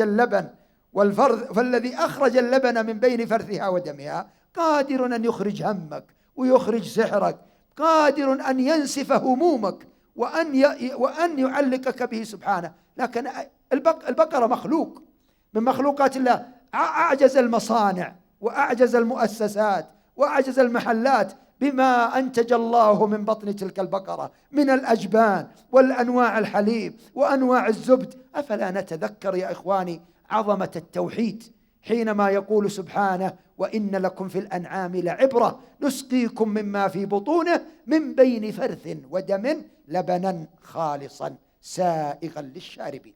كذلك التوحيد حتى لاحظوا الثلاثة اللي انطبقت عليهم الصخرة إيش أخرجهم الله؟ ذلك عف عن الزنا فدعا الله فانفلقت وش عف عن الزنا بماذا؟ بالتوحيد الذي في قلبه. يوم أن أخلص لله، يوم أن نظر الله إلى قلبه وقد تعلق به وخاف الله وترك الزنا، قال: اللهم إن كنت تعلم أني فعلت ذلك ابتغاء، شوفوا الإخلاص والمراقبة، ابتغاء وجهك فافرج عنا ما نحن فيه. أيضا مؤتمر الصلاة أكرر عليه مرة أخرى قبل الختام، أكرر وأكرر: الصلاة بدءا من الحرمين، بدءا من المساجد الكبرى، بل أقترح كما قد اقترحت من زمان على الوزارة أن تجعل في كل مدينة وفي كل محافظة مسجدا معروفا بالصلاة الكاملة، يستشفي الناس، يلجأ الناس إلى الله جل جلاله، يدخل الناس على ربهم بدل ما تكسروا في المستوصفات يا إخوان المسجد هو المستشفى الذي يتحدى مستشفيات العالم. والله ركع عندنا شخص من الظهر إلى العصر وقد قررت له عملية في مستشفى معروف هنا، والله قررت له عملية حسب ما قال لي والله أعلم بكلامه. قال يوم قدي بعمل العملية يقول صبت بخوف وقلق، هذا ظهر ومسألة ما هي بسيطة، خفت على ظهري. قلت اسمع صل معي الظهر، هذا كلامه في الفجر بعد الضحى، بعد صلاة الفجر في الضحى، لأن ينبغي الإنسان إذا صلى الفجر يا أخوان اجلسوا أماكنكم. يا أخوان ما ضاع الاقتصاد على الناس إلا يوم ضيعوا جلسة الفجر، ساعة تقسم فيها الأرزاق. ولما كلمني قال كذا وكذا، قلت صلي معي الظهر، صلى معي الظهر وجعلته راكعا، قلت اركع، قال ما أقدر، قلت استعن بالله، استعينوا بالصبر والصلاة، أفضل لك من السكاكين والبنج وقد تنوم شهر أو شهرين أو أكثر، خلك تركع هذه اللحظات. من لم يصبر ويقوم بسورة البقرة في ساعة ولا في ساعة ونصف أو حتى يناجي ربه طول الليل، قد قام النبي كل الليل كله عليه الصلاة والسلام. يوم صلى بالناس التراويح صلى بهم من بعد العشاء ولم ينصرف إلا طلوع الفجر، وكاد السحور يفوت الناس. والليلة الثانية امتلأ المسجد، والليلة الثالثة امتلأت الشوارع، لم يعودوا يسمعوا قراءته صلى الله عليه وآله وسلم. وفي صحيح البخاري اعتكف في آخر رمضان من حياته 20 ليلة. كل هذا يا أخوان حياة لهذا القلب، لهذا التوحيد. لا بد هذا القلب يعكف على الله. إذا لم يعكف هذا القلب على الله ماذا سيعكف عليه؟ اسمعوا ماذا قال الله عن قوم إبراهيم: ما هذه التماثيل التي أنتم لها عاكفون. القلوب إذا لم تعكف على الله فإنها يا أخوان تصبح في حالة يرثى لها، تصبح خائنة، تصبح سارقة، تصبح معربدة، تصبح مروجة، تصبح مدخنة، تصبح ضائعة في الغيبة والنميمة وهتك الأعراض ونهش الأعراض.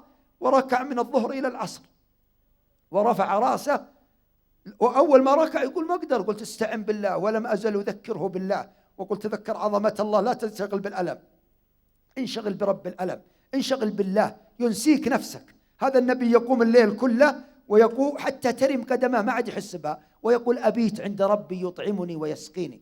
بل حتى يا أخوان مريم البتول قامت لله حتى محلت الرجل ولصقت بالأرض، حتى إن الله كفاها مؤونتها وكفاها بالسبب المعنوي عن السبب الحسي، فرزقها ولدا من غير زوج. ومن يتق الله يجعل له مخرجا ويرزقه ما هو من حيث يحتسب، من أجل يحفظ توحيده، لا يعتمد على السبب، وإنما يرزقه من حيث لا يحتسب، من أجل لا يعتمد لا على سبب ولا على أمر آخر، وإنما يعتمد على المسبب سبحانه وتعالى. ولما رفع رأسه يقول كذا بسم الله، قلت بشرني، قال بشرك ما عاد أحس بالألم. وبعد فترة طويلة أتى وقلت بشرني، قال بشرك من تلك الساعة.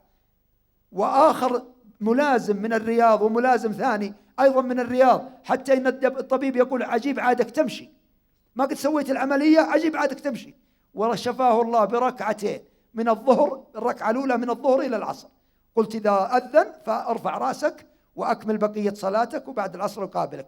فقابلته، جت جنازة في العصر فلم أتمكن من مقابلته. ولما جاء المغرب وحضر الدرس وبعد الدرس، لأن الدرس يومي في الجامع ودرس الجمعة هذا عام للجميع، فلما التقيت به بعد الدرس فإذا به قلت بشرني، قال بشرك بخير وأبشركم، صار من الدعاة إلى الله وصار إمام مسجد. فيا إخواني ويا أحبابي في الله، نحن بحاجة والله ماسة إلى أن نعود إلى مستشفى الصلاة. بدل ما يقعد الواحد في الأسياب 10 ساعات، هب من الساعات، هب من 10 دي 3 ساعات، واقرأ سورة البقرة والنساء والعمران في ركعة، قرأناها في رمضان الماضي، فإذا بالأوراق تأتي تنهال إلينا في المحراب. هذه لذة ما قد ذقنا مثلها، هذه سعادة نبحث لها من زمان. كررها الله يوفقك الليلة الثانية وآخر. بل حتى سورة الأعراف يوم طبقناها في صلاة المغرب، فإذا بناس يتلهفون، إن بناس تونا طبقناها قبل كم يوم، إن في ناس ممن تلذذوا طعم الصلاة يقول نبيها قبل رمضان، زد كررها لنا في المغرب قبل رمضان. فيا إخواني نحن بحاجة إلى أن نستشفي بالصلاة، حتى في السجود. الله يحفظكم ويعافيكم، ومن قال آمين ولو عبر التسجيل والشريط. حتى يا إخوان السجود مطردة للشلل، مطردة للجلطات، مطردة للشحنات. الهاتف جنب الجامع، أخبرني واحد يقول قاسوا الشحنات قبل الصلاة وقاسوها بعد الصلاة، وجدوها قبل الصلاة مرتفعة وبعد الصلاة قد انخفضت، بقدر ما عند الإنسان من حضور قلب وتعلق بالله جل جلاله. ولست أقول بهذا أنك تجي تصلي وتسجد ساعة أو بقدر طول سورة البقرة وأنت ساجد. وقد نقلوا عنا كلاما لم نقله، كذبوا علينا ونحن أحياء، قالوا إننا نقول يقرأ سورة البقرة في الركوع. لا، النبي صلى الله عليه وآله وسلم يقول ألا إني نهيت كما في صحيح مسلم أن أقرأ القرآن راكعا أو ساجدا، أما الركوع فعظموا فيه الرب، وأما السجود فاجتهدوا في الدعاء فقمن أن يستجاب لكم. فنقول بقدر ما كنا تقرأ في الركوع. فلست بهذا الكلام يعني أقول أنك تسجد بقدر سورة البقرة أو ساعة أو ساعتين من أجل الجلطات والشلل يمشي، لأن الدم يصبح يمشي. ومن الليل فاسجد له وسبحه ليلا طويلا، ينحدر هذا الدماغ سبحان من خلقه.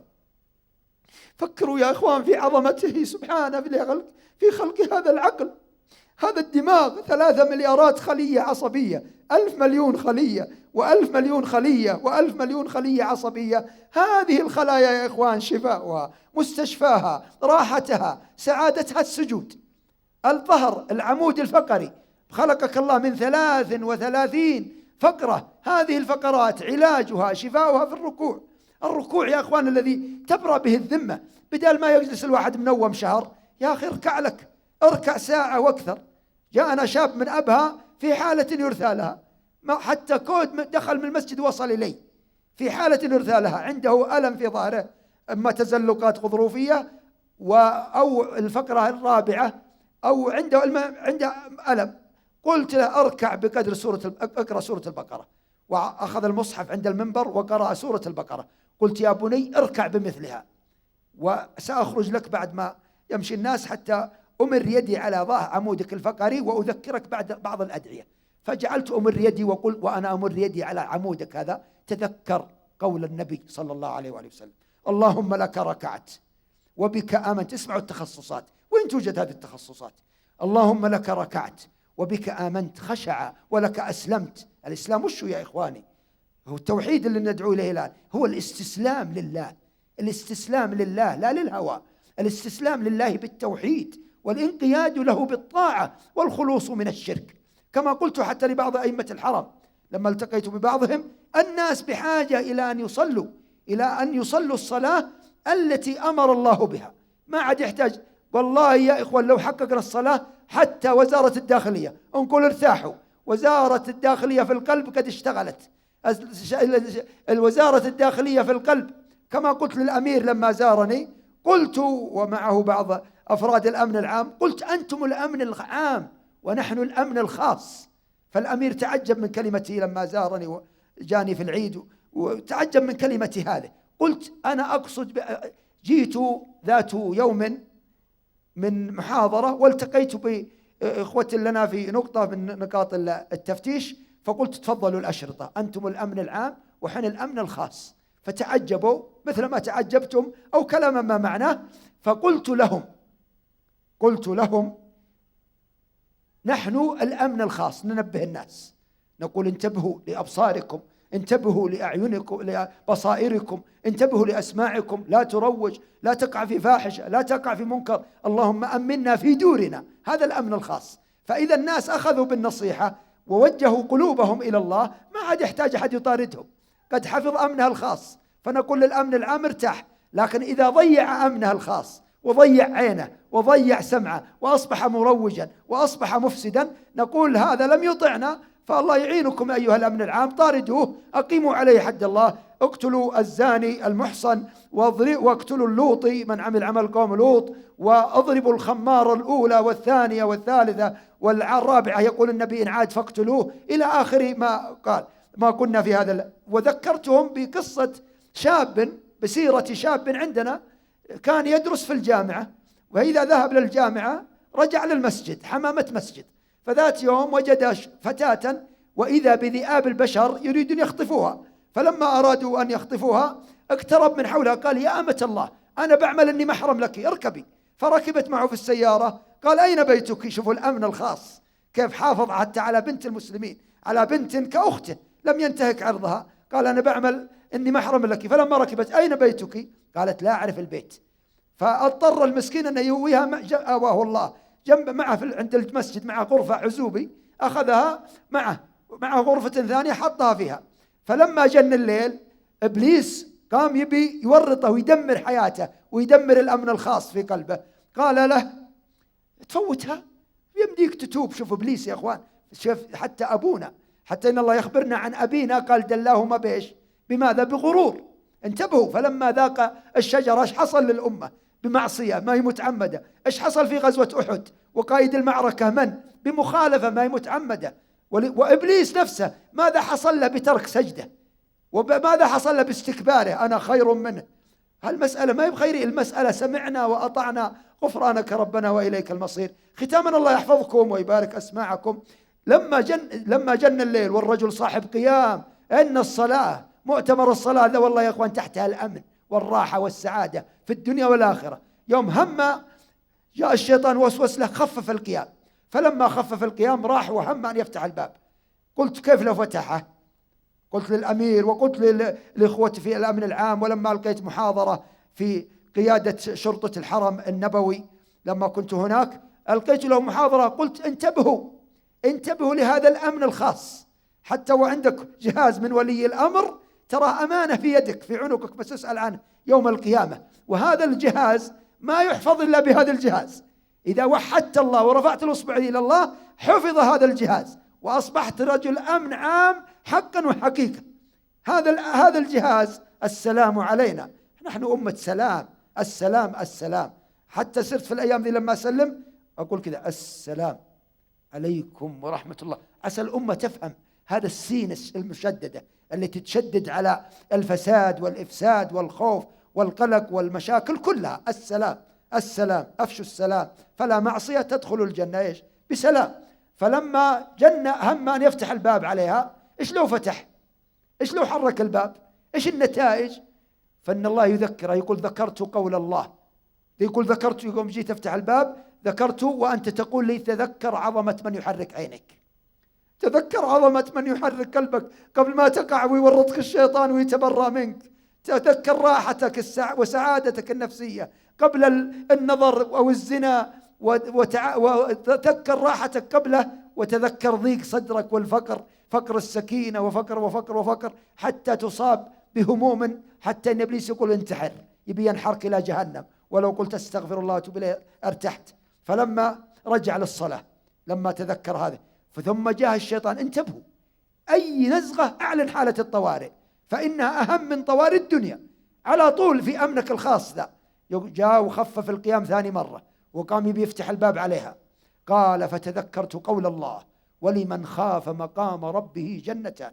ما عادها جنة الفضة، قد هي جنة الذهب، لأن الجنان 4 كما في الصحيحين، جنتان من ذهب وجنتان من فضة. هذا قد هو على الجنة بإذن الله، وأنا أسميه بيوسف الثاني.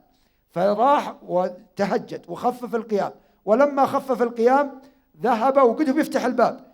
يا إخواني إذا تعلقنا بالله ووحدنا الله، والله حتى لو دعتنا الأنفس لنعمل معصية والله يعصمنا ويحفظنا، بل ما كان الله ليضل قوما بعد إذ هداهم. حتى يمكن يرسل لك، يقولون فلان منحرف، يقول أعطيني رقمه خلنا نتصل به، يرسل لك وينذرك ولا تقع ولا يهلك على الله إلا هالك، كما في صحيح البخاري: هم أن يزني الثالثة فلما هم أن يفتح الباب يقول أصابتني رعدة. لن يتركك الله معك ما ذكرته وتعلقت به. الله كما قال سبحانه: أنا مع عبدي ما ذكرني وتحركت بي شفتاه. ما هو مثل واحد مات على خط أبها بين أبها والخميس، قالوا له قل لا إله إلا الله التوحيد، اختم به، قال ولع للدخان.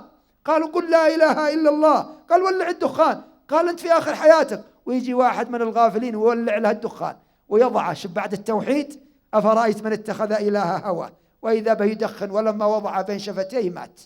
نعوذ بالله من سوء الخاتمة. وهذا ما أردت يا إخوان أنبهكم عليه. ننتبه يا إخوان، الخاتمة، فإن الشيطان يفر من الإنسان إذا قال اللهم إني أسألك حسن الخاتمة، لأنه يعلم أنه مع الله، يخاف لا يسيء الأدب بين يدي ملك الملوك، لا يخاف لا يغضبه بعمل، يخاف لا ينحرف عن الجادة، فهو في كل حين اهدنا اهدنا اهدنا اهدنا إلى أن يصل إلى الله بسلام. يوم قد يفتح الباب على الفتاة فإذا به تصيبه رعدة وقوية، فيقول، وهذه يا أخوان تروها من نتائج الصيام، وهي الوصية التي أريد أن أذكركم بها، وهي الصيام خاصة الشباب. عليكم بالزواج، من تأخر زواجه فليتزوج بالصيام، يصوم شهر، شهرين، 3، 4 إلى أن يرص النفس. هالواحد لما قد في السيارة ترجه عرف أن يوديها يرصها، فالإنسان إذا رأى في النفس شيئا من يرصها بالصيام، يصوم إلى أن يتزوج، فإذا تزوج فيرجع إلى صيام السنة يوم بعد يوم، الأيام البيض، الاثنين والخميس، ما شاء الله، العشر الحجة، محرم، الأشهر الحرم ما استطاع منها، أو كان الحسن يصوم الأشهر الحرم جميعا حتى يرتص ويمشي إلى الله ببرد وسلام وطمأنينة وراحة واطمئنان، ولا يعتريه الشيطان، ما يقدر يأتيه لا من هنا ولا من هنا، بل يفر الشيطان من ظله كل ما رآه. فلما هم أن يفتح على تلكم الفتاة، وأختم بهذا: ختم الله لي ولكم بالفردوس الأعلى. بعد ما نحفظ هذه المؤتمرات الثلاث: مؤتمر في التوحيد، مؤتمر في الصلاة، مؤتمر في التوبة، التوحيد وحده، والصلاة صلة، والتوبة فرحة. لله أشد فرحا بتوبة عبده. أفرح ربك، أفرح، أقول والله ما عاد أدخن، والله ما عاد أحلق لحيتي، والله ما عاد أجر ثوبي، والله ما عاد أسيء إلى جاري، والله ما عاد أدخن، والله ما عاد أروج، والله ما عاد بل أسأل ربي لمن مسح ما في جواله هذه الليلة ومسح الهوى ووحد الله جل وعلا أن يمسح الله سيئاته، كما أسأل ربي لمن نوى التوبة في هذه الساعة من المعاصي كلها ومن المعاصي التي يعلمها بينه وبين الله حتى يفرحه الله. أسأل ربي لمن نوى التوبة أن يفرحه الله في هذه الساعة، وأن يدخل السرور على قلبه كما أفرح ربه بتوبته. ومن سيقوم الليل ويناجي ربه ويدعوه ويسأل حوائجه ويعلم أن له ربا يحرك عينه، وأن خزائن السماوات والأرض بيده، وأن الشفاء والرحمة بيده، أسأل ربي أن يعطيه سؤله وأن يعطيكم أجمعين سؤلكم، إنه على كل شيء قدير. والوصية الصيام خصوصا بكرة، الأيام البيض بيض الله وجوهكم، من صامها لا يعتل. نحن بحاجة إلى مجتمع سليم من الأمراض يا أخوان. كورونا والأشياء هذه والبلايا هذه منين عرفناها؟ ما عرفناها يا أخوان، ما عرفها الآباء والأجداد. بل في الحديث: ما فشت الفاحشة في قوم قط حتى يعلنوا بها إلا ظهرت فيهم الطواعين والأوجاع. الطواعين جمع طاعون، والأوجاع جمع وجع، وكل طاعون مرض وليس كل مرض طاعون، يعني أمراض مستعصية. منين فشت؟ قال: ما فشت الفاحشة. ومنين فشت الفاحشة؟ من ضياع الصلاة. يوم أن ضيعت الصلاة فشت الفواحش. الله أكبر الله أكبر ويندر يدخن، الله أكبر الله أكبر ويندر يغتاب، الله أكبر الله أكبر ويخرج يغتاب ويخرج ينم. بل بعضهم يا أخوان قد ضيع صلاة العشاء، قد سجلها لمن اغتابهم، قد حولها لأناس انتقصهم. بل بعضهم تقول اصطلح، قال والله لا يحب السماء. أين أنت من الله؟ والله لو وحدت الله كما وحدها الصديق يوم قطع النفقة عن مصطح، لأنه نال من عرض أمنا وزوجة نبينا صلى الله عليه وآله وسلم، وضربه النبي 80 صوتا كما أمر الله. أما من تولى كبره قال هذا لا تجلده. من اللي يجلده؟ زبانية جهنم، عقابه في النار. قال والذي تولى كبره منهم له عذاب عظيم. فقال أبو بكر: أنفق عليه وابن عمه. قال: والله لا أنفق عليه بعد اليوم. قال الله: اسمع، ولا يأتل أولو الفضل منكم والسعة أن يؤتوا أولي القربى والمساكين والمهاجرين في سبيل الله وليعفوا وليصفحوا. قال أبو بكر بلى يا رب ومثلها معها، ورد النفقة ومثلها معها. لم يقعد يقول ليه وقد قال وسوى. بعضهم تقول اصطلح معه، قال انك ما تدري ايش سوى. طيب الله قد اخبرني، قال والكاظمين الغيظ، دليل انك كظمت على امر ما هو بسيط، والعافين عن الناس، والله يحب المحسنين جل جلاله. فالصوم الله يحفظكم انتبهوا له بكره وبعده يوم الجمعه، وان سيسر لكم ايضا تشاركون درس الجمعه، ففيه مساله مهمه ستذكر ان شاء الله قبل قدوم رمضان، وفيها الشفاء والعافيه والراحه. اسال الله ان يسعدني واياكم وان يحيينا حياه طيبه. لكن بودي أن أنبه على مسألة الأيام البيض.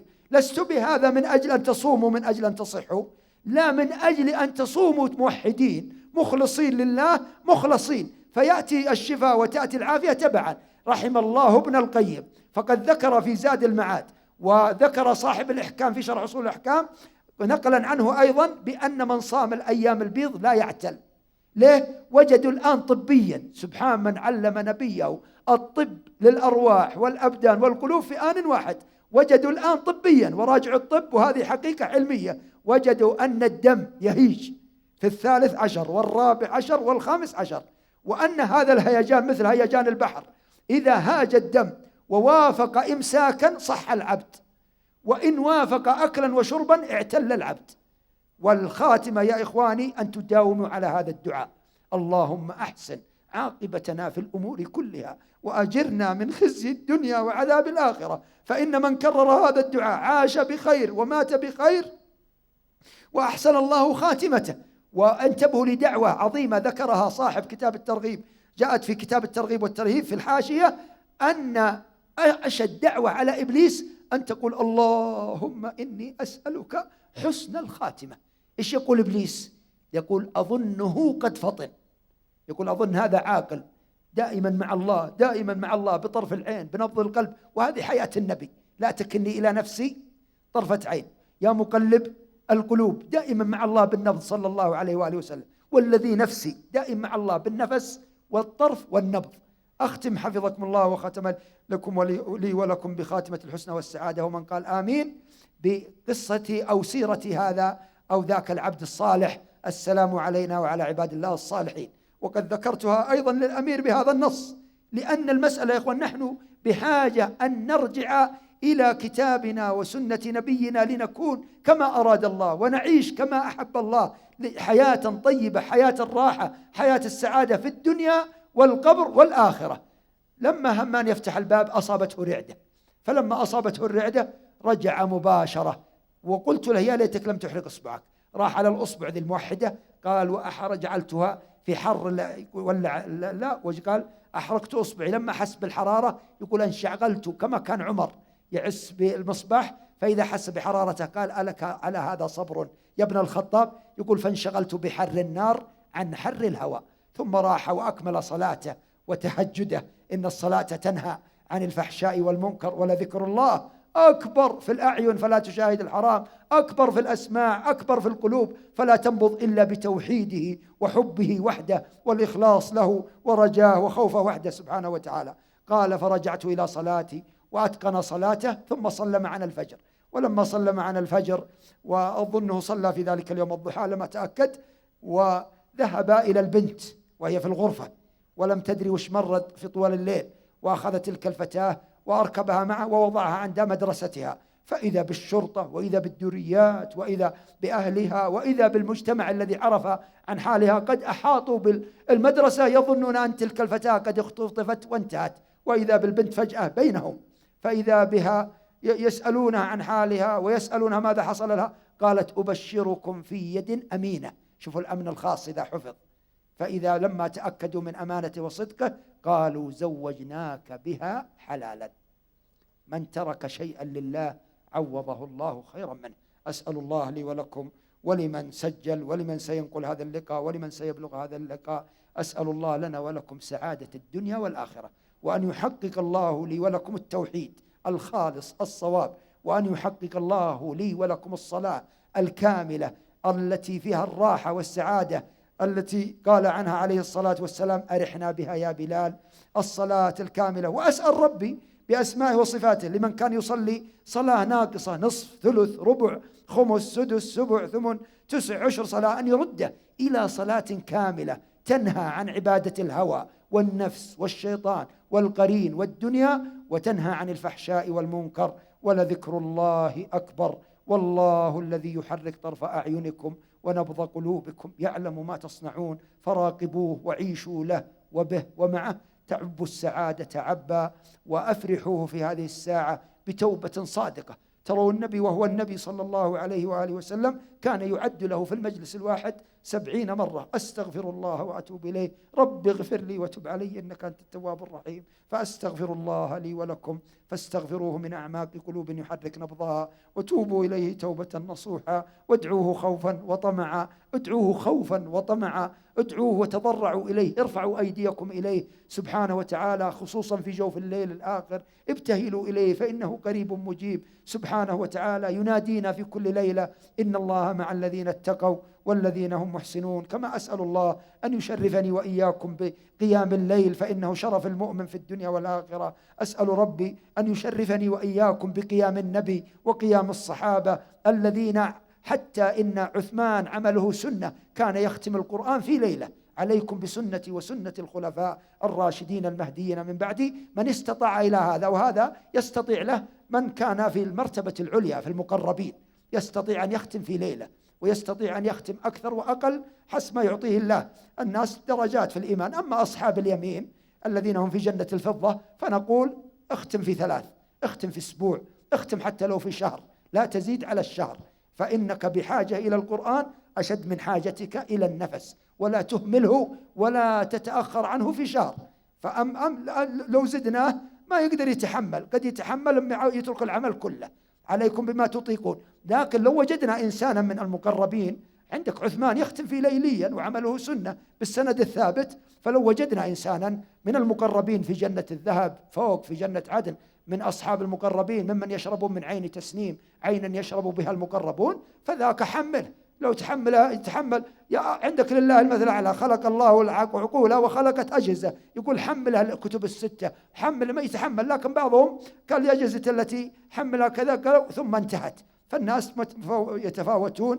عندك أبو بكر لما التقى بحنظلة قال نافق حنظلة، قال وماذا؟ قال كذا وكذا. قال أبو بكر أجد ما تجد. فسألوا النبي عليه الصلاة والسلام فأخبرهم أنهم لو بقوا على ذلك الرقي على ما هم عليه قال لصافحتكم الملائكة في الطرقات. فمن استطاع أن تصافح الملائكة حتى وهو في فراشه فليفعل، فهذا فضل الله يؤتيه من يشاء. والكرامات بابها قد فتح الله بابها لمن يغدو ويروح، وفضل الله واسع لا يحد حد.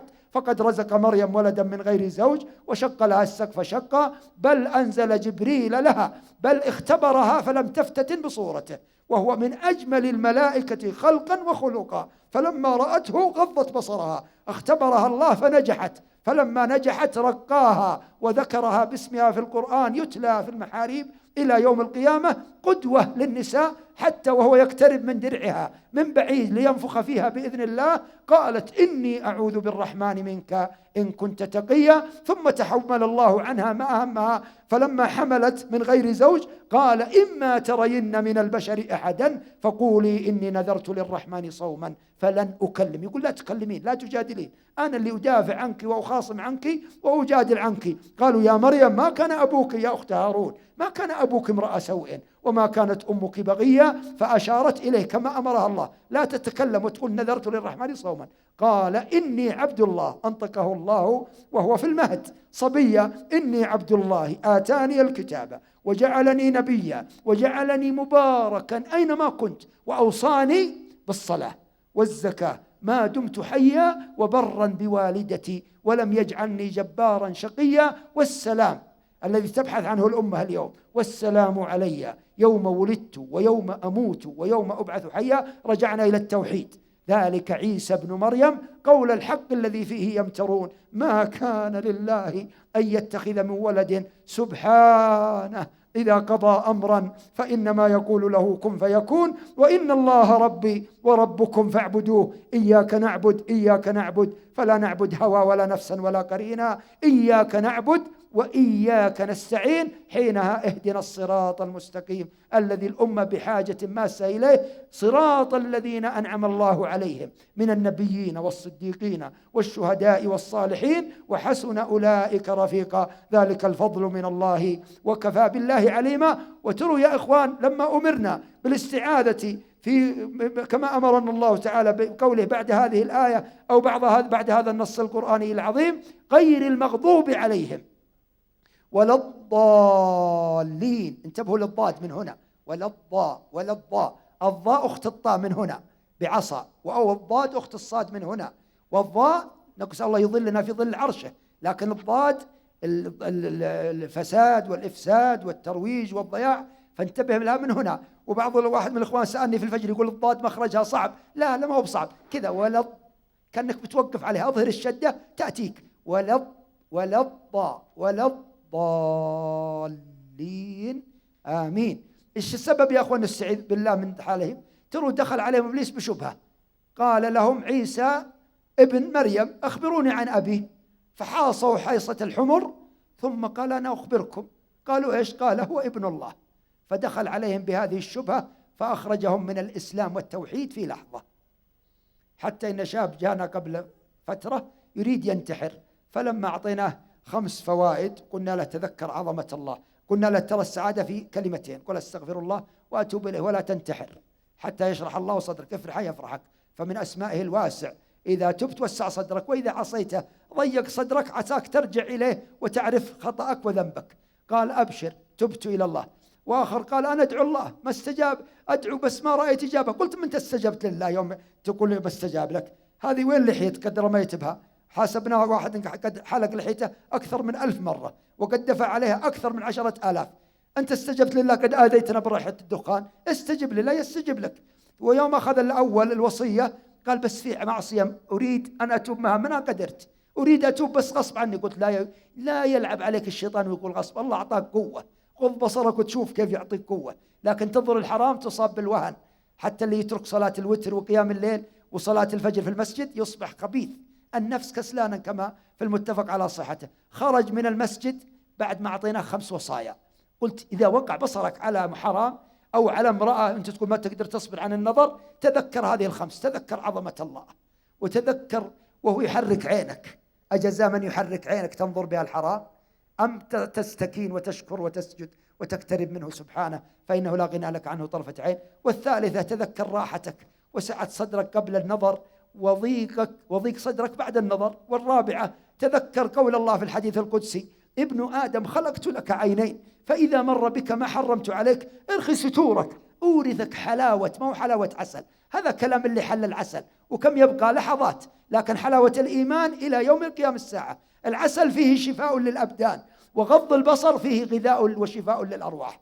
والخامسة تذكر، وأختم بها وأنا ترسلت في الكلام حرصا عليكم حفظكم الله، فتحملوا هذا الحرص، وأسأل ربي بأسمائه وصفاته واسمه الأعظم الذي إذا دعي به أجاب أن يجعله لقاء سعادة ولقاء عمل، علم وعمل وتطبيق، لنصل يا إخوان بأمتنا إلى شاطئ النجاة والراحة والسعادة في الدنيا والآخرة. فإن الله خلقنا ليسعدنا، خلقنا ليرحمنا، ما أنزلنا عليك القرآن لتشقى إلا تذكرة لمن يخشى. قلت والخامسة وأختم بها، من أجل أنتم أفاضل ومشايخ وطلبة علم انقلوها حفظكم الله. أسأل الله لمن نقلها وذكر بها طلاب محبين أهله أن يسعده بهذه ال5 دنيا وآخرة. قلت تذكر عظمة الله وأنت تركع وأنت تسجد سبحان ربي العظيم، تذكر عظمة الله قبل ما تنظر الحرام. فلو إنسان راقبك ضعيف مثلك لانتبهت لرقابة البشر، فتذكر رقابة البشر حتى البشر يرتاحون. الثانية تذكر طرف العين، الله يحرك عينك، الله يحرك عينك، أتنسى؟ الله معك الآن وقبل الآن وبعد الآن، ولا غنى لك عنه طرفة عين، أتنسى من يحرك عينك؟ الثالثة تذكر راحتك قبل النظر وضيقك بعد النظر. إيش تبغى، الضيق ولا السعة؟ الله من أسمائه الواسع، إذا أطعت وسع صدرك، أوسع مما بين المشرق والمغرب، بل إذا أصبحت من المقربين ما عاد تسعك الأرض، يجعلك كما قال تعالى التائبون العابدون الحامدون السائحون، يجعلك تسيح بروحك في السماء، تصبح صاحب سمو ملائكي، تحلق في السماء، يذكرك الله، يجري لك المراسيم، يا جبريل إني أحب فلان ابن فلان فأحبه، فيحبك جبريل، ثم ينادي جبريل يا أهل السماوات إن الله يحب فلان ابن فلان باسمك واسم أبيك، يناديك سبحانه، ثم يضع لك القبول في الأرض. والعكس بالعكس، فرعون كم نلعنه لأن الله وضع له البغضاء في الأرض، أبو بكر رضي الله عنه، عمر رضي الله عنه، عثمان رضي الله عنه، علي رضي الله عنه، الصحابة رضي الله عنهم، لأن الله أحبهم ووضع لهم القبول سبحانه في الأرض. والخامسة والرابعة تذكر قول الله ابن آدم خلقت لك عينين وخلقت لهما أبوابا. كم في عينك أبوابا؟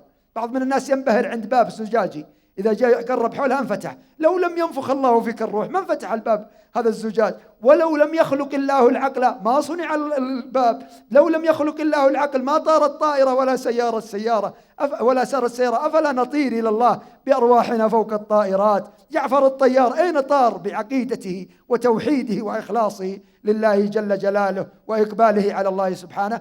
ابن آدم خلقت لك عينين وخلقت لهما أبوابا، فإذا مر بك ما حرمت عليك ارخي ستورك، أورثك حلاوة إيمان تجدها إلى يوم لقائي.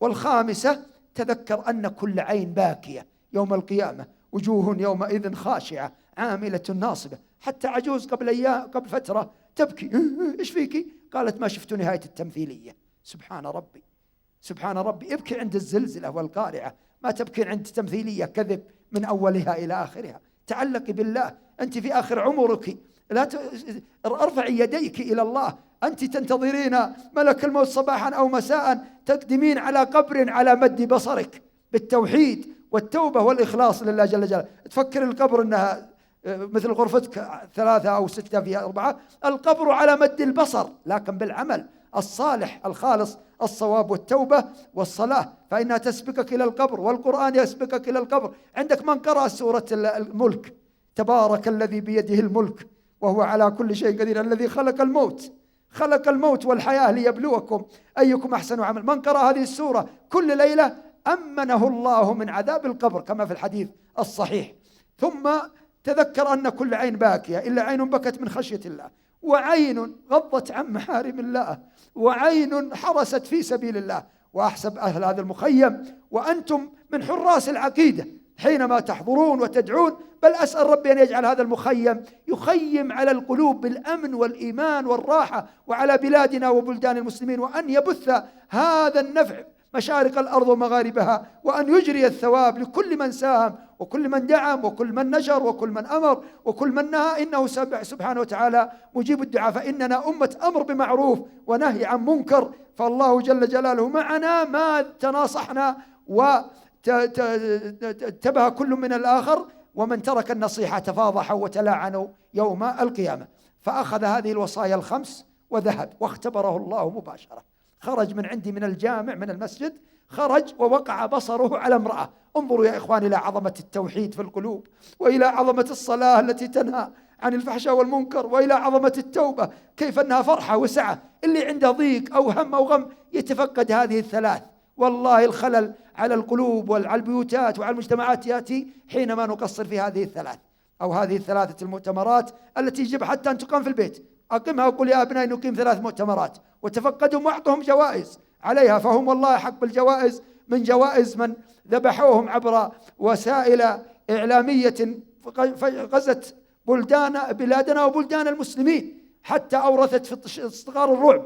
بل بعض حتى الأمهات تقول بترقد ولا أدعي لك الحرامي، تدعي ترقد ولا نسأل الله العافية والسلام. أين أنت من قول الله وألف بين قلوبهم وألف بين قلوبهم وألف بين قلوبهم وألف بين قلوبهم، إلى أن يرتد على الولد نفسه، بدل ما يقعد طول الليل ولا يشوف فيلم فيه رعب وفيه بلاء وشر ولا.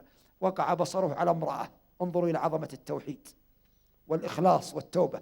يقول فلما وقع بصره على المرأة يقول تذكرت هذه الوصايا، غضيت وتذكرت عظمة الله، وتذكرت حالتي قبل النظر وبعد النظر لو نظرت، وتذكرت هذه الأبواب ال4 التي يحركها الله، وتذكرت أن كل عين باكية يوم القيامة إلا عين بكت من خشية الله، وعين حرست في سبيل الله، وعين غضت عن محارم الله.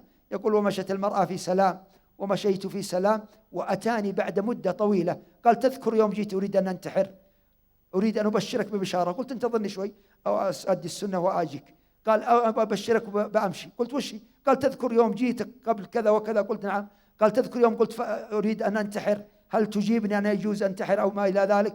قلت: قال: أبشرك، خرجت من عندك تلك الليلة ووقع بصري على امرأة مباشرة، وغضيت بصري، ومشت المرأة في سلام وأنا في سلام. يقول: وأبشرك من تلك الساعة، ويقسم أن السعادة التي فقدها، والسعادة والراحة والطمأنينة التي فقدها وكاد أن ينتحر يوم أن فقدها، أن الله تعالى ملأ بها قلبه في تلك اللحظة، وأنه من سعادة في سعادة. أسعدكم الله في الدنيا والآخرة. ومن دعانا إلى هذا اللقاء فإننا لا نقدر نكافئهم، لأنهم دعونا إلى جلسة وروضة من رياض الجنة بين يدي الله جل وعلا، وإنما نكافئهم بالدعاء. لو أعطيناهم المليارات أو الملايين ونعوذ بالله من فتنة الدنيا وأموالها لم نقدر نكافئهم، لأن الدنيا فانية وهذه الجلسة باقية. هي جنة طابت وطاب نعيمها، فنعيمها باق وليس بفاني، لا يلهينك منزل لعبت به أيدي البلا من سالف الأزمان. يا خاطب الحور الحسان وطالبا لوصالهن بجنة الحيوان، لو كنت تدري من خطبت ومن طلبت بذلت ما تحوي من الأثمان. واحذر وابتعد عن الهوى، فوالله من فك الذي هو دأبه أبدا من الإشراك بالرحمن. إلى أن قال ابن القيم رحمة الله علينا وعليه: فالقلب بيت الرب جل جلاله حبا وإخلاصا مع الإحسان. أن تعبد الله كأنك تراه كلما حرك عينيك، تراه كلما حرك نبض قلبك. فإذا تعلق، اسمع ماذا يقول ابن القيم في زمنه، فكيف لو أدرك هذا الزمن. فإذا تعلق بالسماع، أي بالأغاني، بالجوالات، بالخنا، بالمسكرات، بالضياع، فإذا تعلق بالسماع أصاره عبدا لكل فلانة وفلان. حب الكتاب وحب ألحان الغناء في قلب عبد ليس يجتمعان. ثقل الكتاب عليهم لما رأوا تقييده. وش تبي؟ القرآن يقيدك. هل ترضى سيارة تنزل بك في العقبة بدون فرامل؟ القرآن يقيد عينك، يقيد إذنك، يقيد حياتك حتى تعيش الحياة الحقة. لكن يقول إيش؟ ثقل الكتاب عليهم لما رأوا تقييده بشرائع الإيمان، واللهو خف عليهم لما رأوا ما فيه من طرب ومن ألحان. والله من فك الذي هو دأبه أبدا من الإشراك بالرحمن. فالقلب بيت الرب جل جلاله حبا وإخلاصا مع الإحسان. فإذا تعلق بالسماع أصاره عبدا لكل فلانة وفلان. وهذا حفظكم الله بيان من ابن القيم في هذا الزمن مهم، بيان في زمنه لكن في هذا الزمان مهم. بعض من الناس إذا جاء الزواج دعا شراذم البشر وأقام زواجه زواجا شيطانيا والعياذ بالله. وهذه كارثة الكوارث، لأنه يؤسس البيت على أساس من الفجور ودعوة الشياطين. فلا يلومن إلا نفسه أنهار في يوم من الأيام ينهار. أفمن أسس بنيانه على تقوى من الله ورضوان، يدعو الأخيار، يدعو الصالحين، يدعو له بارك الله لك وعليك وجمع بينكما في خير، يعيش الحياة التي أرادها الله. إن كان فقيرا لا يجد ولا صحن تمر ولا صحن زبيب فيعلنه بالدف. والدف وش هو؟ لا يحتاج لا تجيب مطبلة ولا 5000 ولا مسجل ولا ضياع وإن تجلب الشياطين، وإنما هكذا 5 أو 7 ضربات كما قالت أمنا لتلك الأنصارية، وقالت 4 أبيات وانتهى الموضوع. وقالت: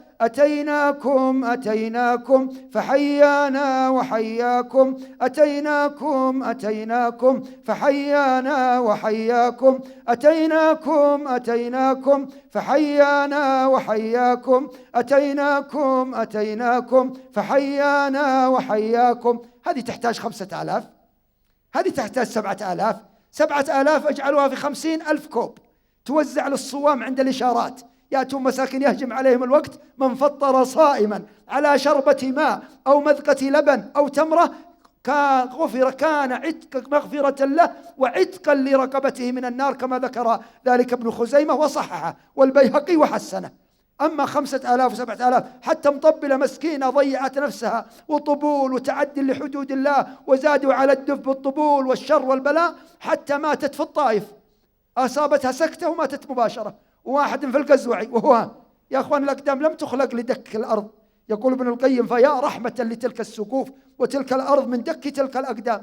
لا داعي يا أخوان الرجال لا يلعبون في الزواج، الزواج دعوة إلى الخير، بارك الله للمتزوج وله وعليه وليمة. ودليل أن الدف يلغى إذا في وليمة أن عبد الرحمن ابن عوف واحد من العشر المبشرين بالجنة لقيه النبي في الصباح الذي أمر بإعلان النكاح، لم يعلم بزواج واحد من العشر المبشرين في الجنة، لنعلم أنه ليس كما يعرف الناس في هذه التهاويل وأمور يا أخوان ما أنزل الله بها من سلطان. لا بد الزواج، لأن تمر بنا حالات يا أخوان من ناس ولد لهم أولادا كذا، بل بعضهم طلق في ليلة زواجه لأنها تبنى على أساس من المعصية. وماذا حصل من معصية في غزوة أحد؟ وماذا حصل من زلة أبينا آدم فلما ذاق الشجرة؟ واحد أصيب في رجله من القزوع وهو تقطع الأوتار، نقله للمستشفى، وجدوا من كثر ما دك الأرض. يا أخوان الأقدام خلقت للقيام. حفظكم الله ورعاكم وأسعدكم في الدنيا والآخرة. هذا وأختم، وأرجو الله أن تسجلوا عندي الآن وأسجل عندكم، وأسأل ربي يجعلني وإياكم في سجل موثق عنده في الصالحين والصالحات، إنه سميع مجيب الدعوات. فالسلام عليكم عائدا كما بدأ، ورحمة الله وبركاته. وأسأل ربي أن يعمنا ويعم أمتنا، أمة السلام. السلام يا أمة السلام حققوه فلا معصية، وأفشوا السلام. أول مؤتمر، أول كلمة، أول موعظة، حتى قال عبد الله بن سلام: رأيت النبي يوم قدم المدينة، لأن اليهود المغضوب عليهم الضالون يتكلمون فيه، قلت خلني أعرف الحقيقة بنفسي. قال: فنظرت إليه لما قدم المدينة فإذا بوجهه ليس بوجه كذاب، وإذا به يقول: يا أيها الناس أفشوا السلام، أي فلا معصية، وأطعموا الطعام، وصلوا الأرحام، وصلوا بالليل والناس نيام، تدخلوا الجنة بسلام. صلوا الأرحام، أبوكم آدم هنا في السماء الدنيا كما في المتفق على صحته في أطول حديث من أحاديث البخاري ومسلم، في السماء الدنيا هنا إذا عملنا الطاعة وكما ترون ابتسم، وإذا عملنا معصية بكى. فقال النبي: يا أخي يا جبرائيل، ما هذه البسمة وهذا البكاء في آن واحد؟ قال: إذا نظر إلى الصالحين سرا، وإذا نظر إلى الطالحين بكى. فالتحيات لك يا من يحرك نبض قلوبنا من أعماق قلوب تحرك نبضها. التحيات لله، والصلوات والطيبات والزاكيات المباركات لله. السلام عليك أيها النبي، السلام عليك يا من بثت هذا السلام، السلام عليك أيها النبي ورحمة الله وبركاته. السلام علينا، السلام علي، واجعلني يا ربي وأنا والحاضرين والحاضرات والمستمعين والمستمعات، واجعل الأمة يا ربنا تحقق هذا السلام وتدخل في هذا السلام. السلام علينا وعلى عباد الله الصالحين. أشهد أن لا إله إلا الله وحده لا شريك له، وأشهد أن محمدا عبده فلم يعبد هوى ولا دنيا، عبده فلم يعبد قرينا ولا سمعة ولا رياء، عبده ورسوله. اللهم صل على محمد وعلى آل محمد، واجعلنا من آل محمد كما صليت على إبراهيم وعلى آل إبراهيم، واجعلنا من آل إبراهيم. اجعلنا على ملة أبينا اجعلنا على دين نبينا وملة أبينا. اللهم بارك على محمد وعلى آل محمد كما باركت على إبراهيم وعلى آل إبراهيم في العالمين إنك حميد مجيد. اللهم إني أعوذ بك وأعيذ الحاضرين والحاضرات والمستمعين والمستمعات أعوذ بك وأعيذهم بك من عذاب جهنم ومن عذاب القبر ومن فتنة المحيا والممات ومن فتنة المسيح الدجال. اللهم إنا ظلمنا أنفسنا ظلما عظيما وكثيرا وكبيرا، ولا يغفر الذنوب إلا أنت. اللهم فاغفر لنا مغفرة من عندك وارحمنا إنك أنت الغفور الرحيم. اللهم اغفر لنا ما قدمنا وما أخرنا وما أسررنا وما أسرفنا اللهم اغفر لنا ما قدمنا وما أخرنا وما أسررنا وما أعلنا وما أسرفنا وما أنت أعلم به منا. أنت أنت المقدم وأنت المؤخر وأنت على كل شيء قدير. سبحانك اللهم وبحمدك، أشهد أن لا إله إلا أنت، أستغفرك وأتوب إليك، وأستغفرك للحاضرين والحاضرات، وأستغفرك للمستمعين والمستمعات، وأستغفرك لمن يبلغ هذا الاستغفار من المؤمنين والمؤمنات، وأسألك أن تبلغ استغفاري هذا المؤمنين والمؤمنات الأحياء منهم والأموات. والسلام عليكم، والسلام عليكم يا أمة السلام والإسلام ورحمة الله وبركاته. خيمة الصيف بأبها تشبه البدر أبها، فإذا نادت أجبها، فائز إن تقتربها. خيمة الصيف بأبها فيها تحلو السياحة، فيها للمرء راحة، فيها تحلو السياحة، فيها للمرء راحة.